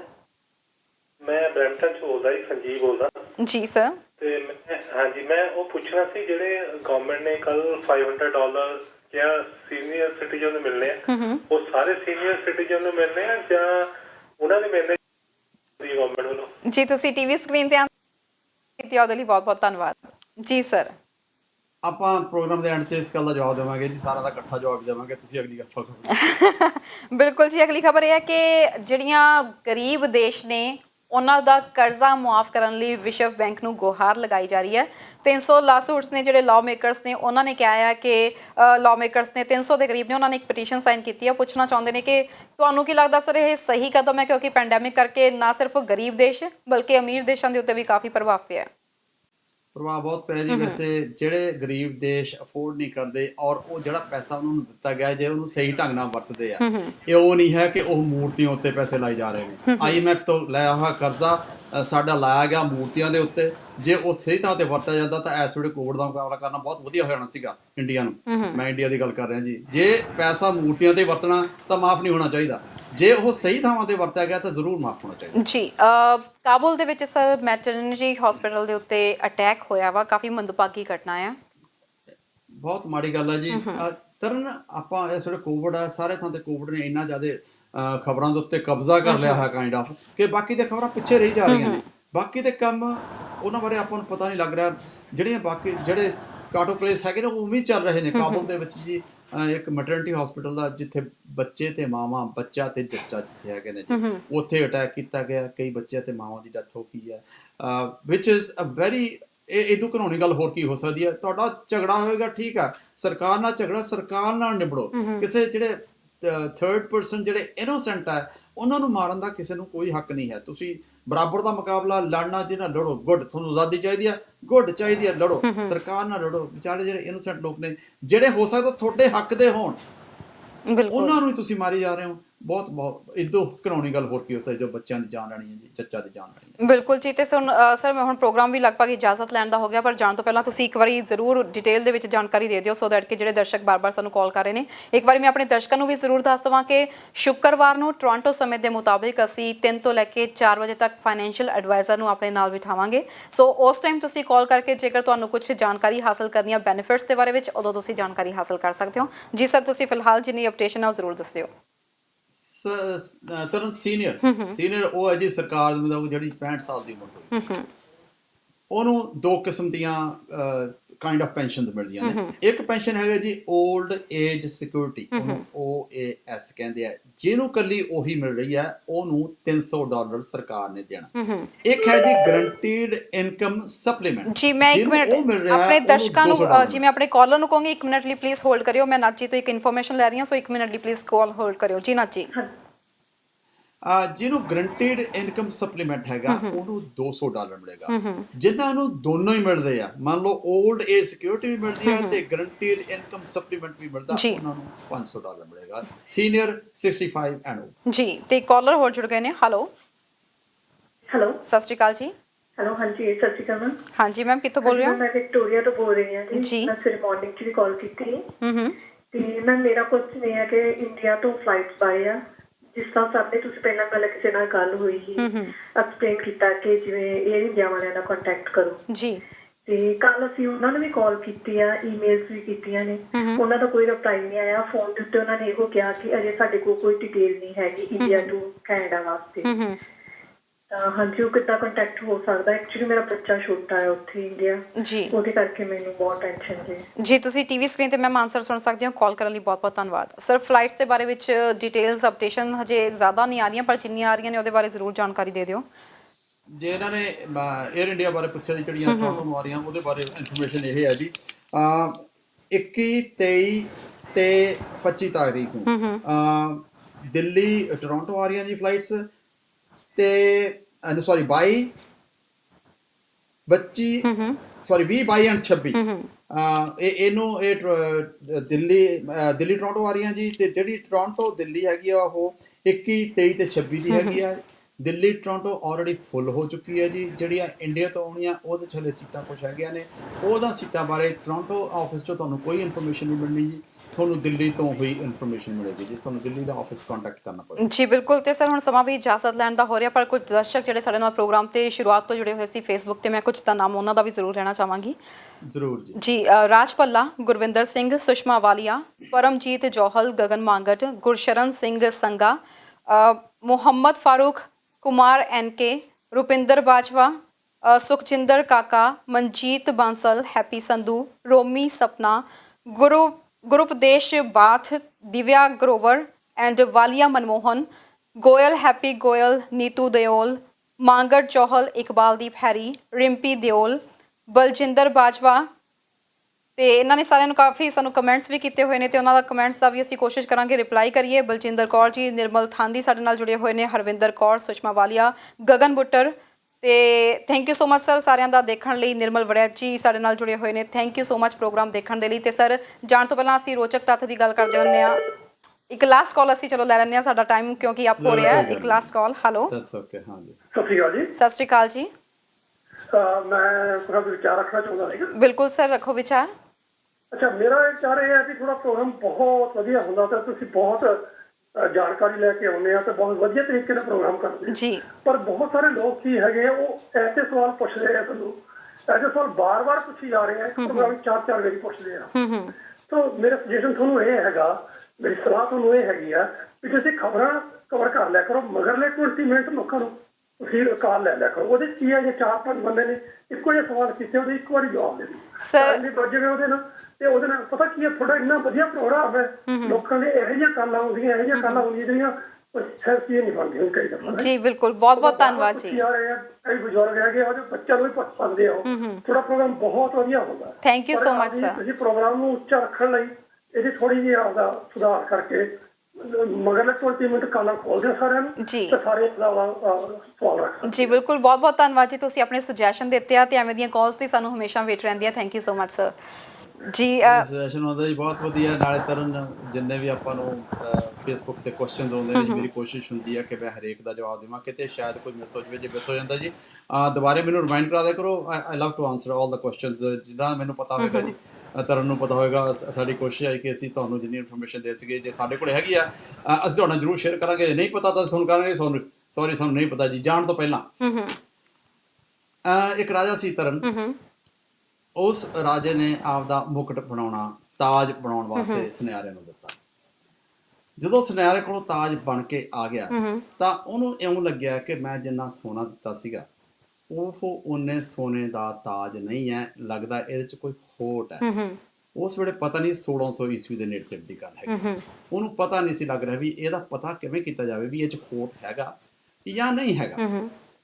ਉਹਨੇ ਆਪਦੇ ਇੱਕ ਸਿਆਣੇ ਬੰਦੇ ਨੂੰ ਸੱਦਿਆ ਵੀ ਯਾਰ ਇਹਦਾ ਪਤਾ ਕਰੋ, ਲੱਭੋ ਵੀ ਇਹਦਾ ਸੁਨਿਆਰਾਂ ਬਾਰੇ। ਸੌਰੀ ਮੈਂ ਜਿਹੜੀ ਗੱਲ ਕਰ ਰਿਹਾ ਆਮ ਪ੍ਰਚਲਿਤ ਗੱਲ ਆ, ਉਹ ਇਹ ਹੈ ਕਹਿੰਦੇ ਆਪਣੇ ਮਦਰ ਨੂੰ ਵੀ ਕਹਿੰਦੇ ਖੋਟ ਵੇਚ ਜਾਂਦੇ ਆ। ਇਟਸ ਅ ਗੱਲ ਹੈਗੀ, ਮੈਂ ਕਿਸੇ ਕਮਿਊਨਿਟੀ ਬਾਰੇ ਨਹੀਂ ਕਹਿ ਰਿਹਾ। ਉਹਨੇ ਪਤਾ ਕਰਨ ਵਾਸਤੇ ਇਹ ਗੱਲ ਕੀਤੀ ਤੇ ਉਹ ਜਦੋਂ ਉਹਦੇ ਬੰਦੇ ਨੂੰ ਪਤਾ ਲੱਗਿਆ, ਉਹਨੇ ਕਿਹਾ ਵੀ ਇਹਦਾ ਪਤਾ ਕਰਕੇ ਆ। ਜਿਹੜੇ ਸਿਆਣੇ ਨੂੰ ਕਿਹਾ ਗਿਆ ਸੀ ਪਤਾ ਕਰਨਾ, ਉਹਦੇ ਵਾਸਤੇ ਬੜੀ ਗੁੰਝਲਦਾਰ ਗੱਲ ਸੀ ਕਿ ਖੋਟ ਦਾ ਪਤਾ ਕਿਵੇਂ, ਦੋ ਧਾਤਾਂ ਦਾ ਪਤਾ ਕਿਵੇਂ ਕੀਤਾ ਜਾਵੇ। ਉਹ ਸੋਚਣ ਲੱਗਿਆ। ਇੱਕ ਦਿਨ ਨਹਾ ਰਿਹਾ, ਉਹ ਟੱਬ ਦੇ ਵਿੱਚ, ਟੱਬ ਪਾਣੀ ਦਾ ਭਰਿਆ, ਟੱਬ ਦੇ ਵਿੱਚ ਬੈਠਾ। ਜੋ ਬੈਠਾ ਉਹਨੇ ਦੇਖਿਆ ਕਿ ਟੱਬ ਦਾ ਪਾਣੀ ਉੱਪਰ ਆ ਗਿਆ। ਉਹਨੂੰ ਇਉਂ ਲੱਗਿਆ ਵੀ ਜਿਹੜੀ ਚੀਜ਼ ਦਾ ਵੋਲਿਊਮ ਇੱਕ ਪਾਣੀ ਦੇ ਵਿੱਚ ਪਾਇਆ ਤੇ ਉਹਨਾਂ ਇੱਕ ਚੀਜ਼ ਉੱਪਰ ਜਾਂਦੀ ਹੈ ਤੇ ਉਹਦੇ ਨਾਲ ਫਰਕ ਪਤਾ ਲਾਇਆ ਜਾ ਸਕਦਾ, ਕਿਉਂਕਿ ਜਿਹੜੀ ਹਰ ਧਾਤ ਹੈ ਉਹਦੀ ਡੈਂਸਿਟੀ ਵੱਖਰੀ ਹੈ। ਲੋਹਾ ਥੋੜੇ ਦੇ ਵਿੱਚ ਹੀ ਹੈ, ਚਾਂਦੀ ਜ਼ਿਆਦਾ ਦੇ ਵਿੱਚ ਹੈਗੀ ਆ, ਤੇ ਉਹ ਐਗਜ਼ੈਕਟਲੀ ਪਤਾ ਲਾਇਆ ਜਾ ਸਕਦਾ। ਜਦੋਂ ਉਹਨੂੰ ਦੇਖਿਆ ਕਿ ਪਾਣੀ ਉੱਪਰ ਚੜ ਗਿਆ, ਉਹ ਟੱਬ ਦੇ ਵਿੱਚ ਬਿਨਾਂ ਕੱਪੜੇ ਪਾਇਓ ਭੱਜ ਕੇ ਰਾਜੇ ਵੱਲ ਨੂੰ ਭੱਜ ਗਿਆ, ਦਰਬਾਰ ਨੂੰ ਭੱਜ ਗਿਆ ਤੇ ਕਹਿੰਦਾ ਜਾਵੇ ਯੂਰੀਕਾ ਯੂਰੀਕਾ ਯੂਰੀਕਾ। ਯੂਰੀਕਾ ਦਾ ਮਤਲਬ ਇਹ ਹੈ ਕਿ ਮੈਨੂੰ ਪਤਾ ਲੱਗ ਗਿਆ, ਮੈਨੂੰ ਪਤਾ ਲੱਗ ਗਿਆ। ਉਹਨੇ ਜਾ ਕੇ ਐਕਸਪਲੇਨ ਕੀਤਾ। ਉਦੋਂ ਤੋਂ ਇਹ ਟਰਮ ਯੂਰੀਕਾ ਚੱਲੀ ਹੈ। It's a Greek word. ਵੈਸੇ ਸਿੱਖ ਧਰਮ ਦੇ ਵਿੱਚ ਵੀ ਯੂਰੀਕਾ ਮੂਵਮੈਂਟ ਹੈਗਾ ਜੀ ਸਰ। ਮੂਵਮੈਂਟ ਉਦੋਂ ਹੈ ਸਿੱਖ ਜੀ ਸਿੱਖ ਧਰਮ ਦੀ ਗੱਲ ਹੋਈ ਆ ਤਾਂ ਮੈਨੂੰ ਕਿਸੇ ਨੇ ਇੱਥੇ ਕਮੈਂਟ ਜ਼ਰੂਰ ਕੀਤਾ ਹੋਇਆ ਕਿ ਮੈਂ ਸਿੱਖ ਹੋ ਕੇ ਆਪਣੇ ਨਾਮ ਦੇ ਨਾਲ ਸਰਨੇਮ ਕਿਉਂ ਲਗਾਇਆ ਹੋਇਆ। ਮੇਰੇ ਇੱਕ ਦਰਸ਼ਕ ਨੇ ਸਾਨੂੰ ਕਮੈਂਟ ਕੀਤਾ ਹੋਇਆ। ਸੋ ਮੈਂ ਇਹਦੇ ਬਾਰੇ ਵਿੱਚ ਕੁਝ ਜ਼ਰੂਰ ਕਹਿਣਾ ਚਾਹੂੰਗੀ ਕਿ ਮੇਰਾ ਇਹ ਚੋਇਸ ਹੈ ਜੀ, ਮੇਰੀ ਪਰਸਨਲ ਚੋਇਸ ਹੈ ਕਿ ਮੈਂ ਆਪਣੇ ਨਾਮ ਦੇ ਨਾਲ ਸਰਨੇਮ ਲਗਾਉਂਦੀ ਹਾਂ। ਸੋ ਮੈਨੂੰ ਚੰਗਾ ਲੱਗਦਾ ਆ। ਗੱਲ ਇਹ ਹੈ ਕਿ ਸਿੱਖ ਧਰਮ ਸਰਬੱਤ ਦਾ ਭਲਾ ਸਿਖਾਉਂਦਾ ਆ ਤੇ ਉਸ ਕਦਮ ਦੇ ਉੱਤੇ ਚੱਲਣ ਦੀ ਮੈਂ ਪੂਰੀ ਕੋਸ਼ਿਸ਼ ਕਰਦੀ ਹਾਂ। ਨਾਮ 'ਚ ਕੁਝ ਨਹੀਂ ਰੱਖਿਆ, ਮੈਨੂੰ ਚੰਗਾ ਲੱਗਦਾ ਤੇ ਮੈਂ ਲਗਾਉਂਦੀ ਹਾਂ ਜੀ ਸਰ। Thank you. ਜਿਹੜਾ ਬੰਦਾ ਸੀਗਾ ਉਹਦਾ ਨਾਮ ਸੀ ਆਰਕਮੀਡੀਜ਼। ਸਾਇੰਟਿਸਟ ਹੋਇਆ ਬੜਾ ਵੱਡਾ, ਉਹਨੂੰ ਕਹਿੰਦੇ ਵੀ ਆਰਕਮੀਡੀਜ਼ ਪ੍ਰਿੰਸੀਪਲ ਹੀ ਹੈਗੀ ਆ। ਤੇ ਆਰਕਮੀਡੀਜ਼ ਜਿਹੜਾ ਯੂਰੀਕਾ ਮੂਵਮੈਂਟ ਸੀਗਾ, ਯੂਰੀਕਾ ਮੂਵਮੈਂਟ ਸਿੱਖ ਧਰਮ ਦੇ ਵਿੱਚ ਵੀ ਹੈਗਾ। ਉਹ ਉਦੋਂ ਹੈ ਜਦੋਂ ਮੱਖਣ ਸ਼ਾਹ ਲੁਬਾਣੇ ਨੇ ਛੱਤ ਦੇ ਉੱਤੇ ਆ ਕੇ ਕਿਹਾ ਸੀਗਾ ਗੁਰੂ ਲਾਦੋਰੇ। That was a eureka movement for Sikh dharam. Thank you very much. Please ਆਪਦੇ ਸਾਨੂੰ ਕਮੈਂਟਸ ਦਿਆ ਕਰੋ। ਮਜ਼ਾ ਆਉਂਦਾ ਤੁਹਾਡੇ ਨਾਲ ਗੱਲਾਂ ਬਾਤਾਂ ਕਰਕੇ। ਕੋਸ਼ਿਸ਼ ਕਰਦੇ ਹਾਂ ਕਿ ਪ੍ਰੋਗਰਾਮ ਨੂੰ ਹੋਰ ਵੀ ਵਧੀਆ ਬਣਾਈਏ। ਅੱਜ ਜੇ ਨਹੀਂ ਕਾਫੀ ਜੀ, ਇਜਾਜ਼ਤ ਦਿਓ। ਸਤਿ ਸ਼੍ਰੀ ਅਕਾਲ। ਬਿਲਕੁਲ, thank you so much Nath ji. ਤੁਸੀਂ ਪ੍ਰੋਗਰਾਮ 'ਚ ਹਮੇਸ਼ਾ ਜੁੜਦੇ ਹੋ ਤੇ ਸਾਡਾ ਸਾਥ ਦਿੰਦੇ ਹੋ। Thank you so much. So ਇਹ ਸਨ ਜੀ ਮਰਗਿਨ ਨਾਥ ਜੀ, ਜਿਨ੍ਹਾਂ ਨੇ ਅੱਜ ਪ੍ਰੋਗਰਾਮ ਦੇ ਵਿੱਚ ਸਾਡਾ ਸਾਥ ਦਿੱਤਾ ਤੇ ਤੁਹਾਡੀਆਂ ਕਾਲਸ ਦਾ ਜਵਾਬ ਦਿੱਤਾ। ਆਪਣੇ ਦਰਸ਼ਕਾਂ ਨੂੰ ਦੱਸ ਦਈਏ ਕਿ ਕੋਸ਼ਿਸ਼ ਇਹੀ ਹੁੰਦੀ ਹੈ ਪ੍ਰੋਗਰਾਮ ਦੇ ਵਿੱਚ ਵੱਧ ਤੋਂ ਵੱਧ ਇੰਪਰੂਵਮੈਂਟ ਕਰੀਏ। ਤੁਹਾਡੀਆਂ ਕਾਲਸ ਸਾਨੂੰ ਜਦੋਂ ਆਉਂਦੀਆਂ ਨੇ ਚੰਗਾ ਲੱਗਦਾ ਆ ਤੇ ਕੋਸ਼ਿਸ਼ ਕਰਿਆ ਕਰੋ ਅਸੀਂ ਜਿਸ ਟੌਪਿਕ ਨਾਲ ਰੈਲੇਵੈਂਟ ਅਸੀਂ ਗੱਲਬਾਤ ਕਰ ਰਹੇ ਹੁੰਦੇ ਹਾਂ ਉਸ ਸੰਬੰਧੀ ਆਪਣੇ ਜਿਹੜੇ ਸੁਝਾਅ ਜ਼ਰੂਰ ਦਿਆ ਕਰੋ। ਫਾਈਨੈਂਸ਼ੀਅਲ ਐਡਵਾਈਜ਼ਰ ਨਾਲ ਅਸੀਂ ਗੱਲਬਾਤ ਕਰਾਂਗੇ। ਬੈਨੀਫਿਟਸ ਨੂੰ ਲੈ ਕੇ ਬਹੁਤ ਸਾਨੂੰ ਕਾਲਸ ਆ ਰਹੀਆਂ ਨੇ। ਸੋ ਅਸੀਂ ਫਾਈਨੈਂਸ਼ੀਅਲ ਐਡਵਾਈਜ਼ਰ ਨੂੰ ਸ਼ੁੱਕਰਵਾਰ ਨੂੰ ਟੋਰਾਂਟੋ ਸਮੇਂ ਦੇ ਮੁਤਾਬਿਕ 3 ਤੋਂ ਲੈ ਕੇ 4 ਵਜੇ ਤੱਕ ਜੋੜਾਂਗੇ। ਸੋ ਤੁਹਾਡੀਆਂ ਬੈਨੀਫਿਟਸ ਨੂੰ ਲੈ ਕੇ ਕੋਈ ਵੀ ਕਾਲਸ ਨੇ ਉਦੋਂ ਕਰ ਸਕਦੇ ਹੋ। ਕੱਲ ਨੂੰ 3 ਤੋਂ ਲੈ ਕੇ 4 ਵਜੇ ਤੱਕ ਅਸੀਂ ਸਿਹਤ ਸੰਬੰਧੀ ਗੱਲਬਾਤ ਕਰਾਂਗੇ ਤੇ ਸ਼ਾਮ ਨੂੰ 6 ਵਜੇ ਫਿਰ ਹਾਜ਼ਰ ਹੋਵਾਂਗੇ ਲੈ ਕੇ ਮਰਗੀਨ ਨਾਚੀ ਨਾਲ ਪ੍ਰੋਗਰਾਮ। ਅਸੀਂ ਆਪਣੇ ਦਰਸ਼ਕਾਂ ਦਾ ਬਹੁਤ-ਬਹੁਤ ਧੰਨਵਾਦ ਕਰਨਾ ਚਾਹੁੰਦੇ ਹਾਂ ਕਿਉਂਕਿ ਦੁਨੀਆ ਦੇ 71 ਦੇਸ਼ਾਂ ਵਿੱਚ 3 ਕਰੋੜ ਤੋਂ ਵੱਧ ਲੋਕਾਂ ਤੱਕ ਪਹੁੰਚ ਚੁੱਕਿਆ ਜੀ ਹਮਦਰਦ ਟੀਵੀ। ਸਭ ਤੁਹਾਡੇ ਪਿਆਰ ਅਤੇ ਤੁਹਾਡੀਆਂ ਦੁਆਵਾਂ ਦੇ ਸਦਕਾ ਹੋ ਰਿਹਾ। ਚੈਨਲ ਹਮਦਰਦ ਨੂੰ ਇਸੇ ਤਰ੍ਹਾਂ ਆਪਣਾ ਪਿਆਰ ਦਿੰਦੇ ਰਹੋ, ਨਿਊਜ਼ਪੇਪਰ ਨੂੰ ਤੁਸੀਂ ਆਪਣਾ ਪਿਆਰ ਦਿੰਦੇ ਰਹੋ। ਸੋ ਫਿਲਹਾਲ ਪ੍ਰੋਗਰਾਮ 'ਚ ਦਿਓ ਇਜਾਜ਼ਤ, ਦੇਖਦੇ ਰਹੋ ਹਮਦਰਦ ਟੀਵੀ। ਸਤਿ ਸ਼੍ਰੀ ਅਕਾਲ।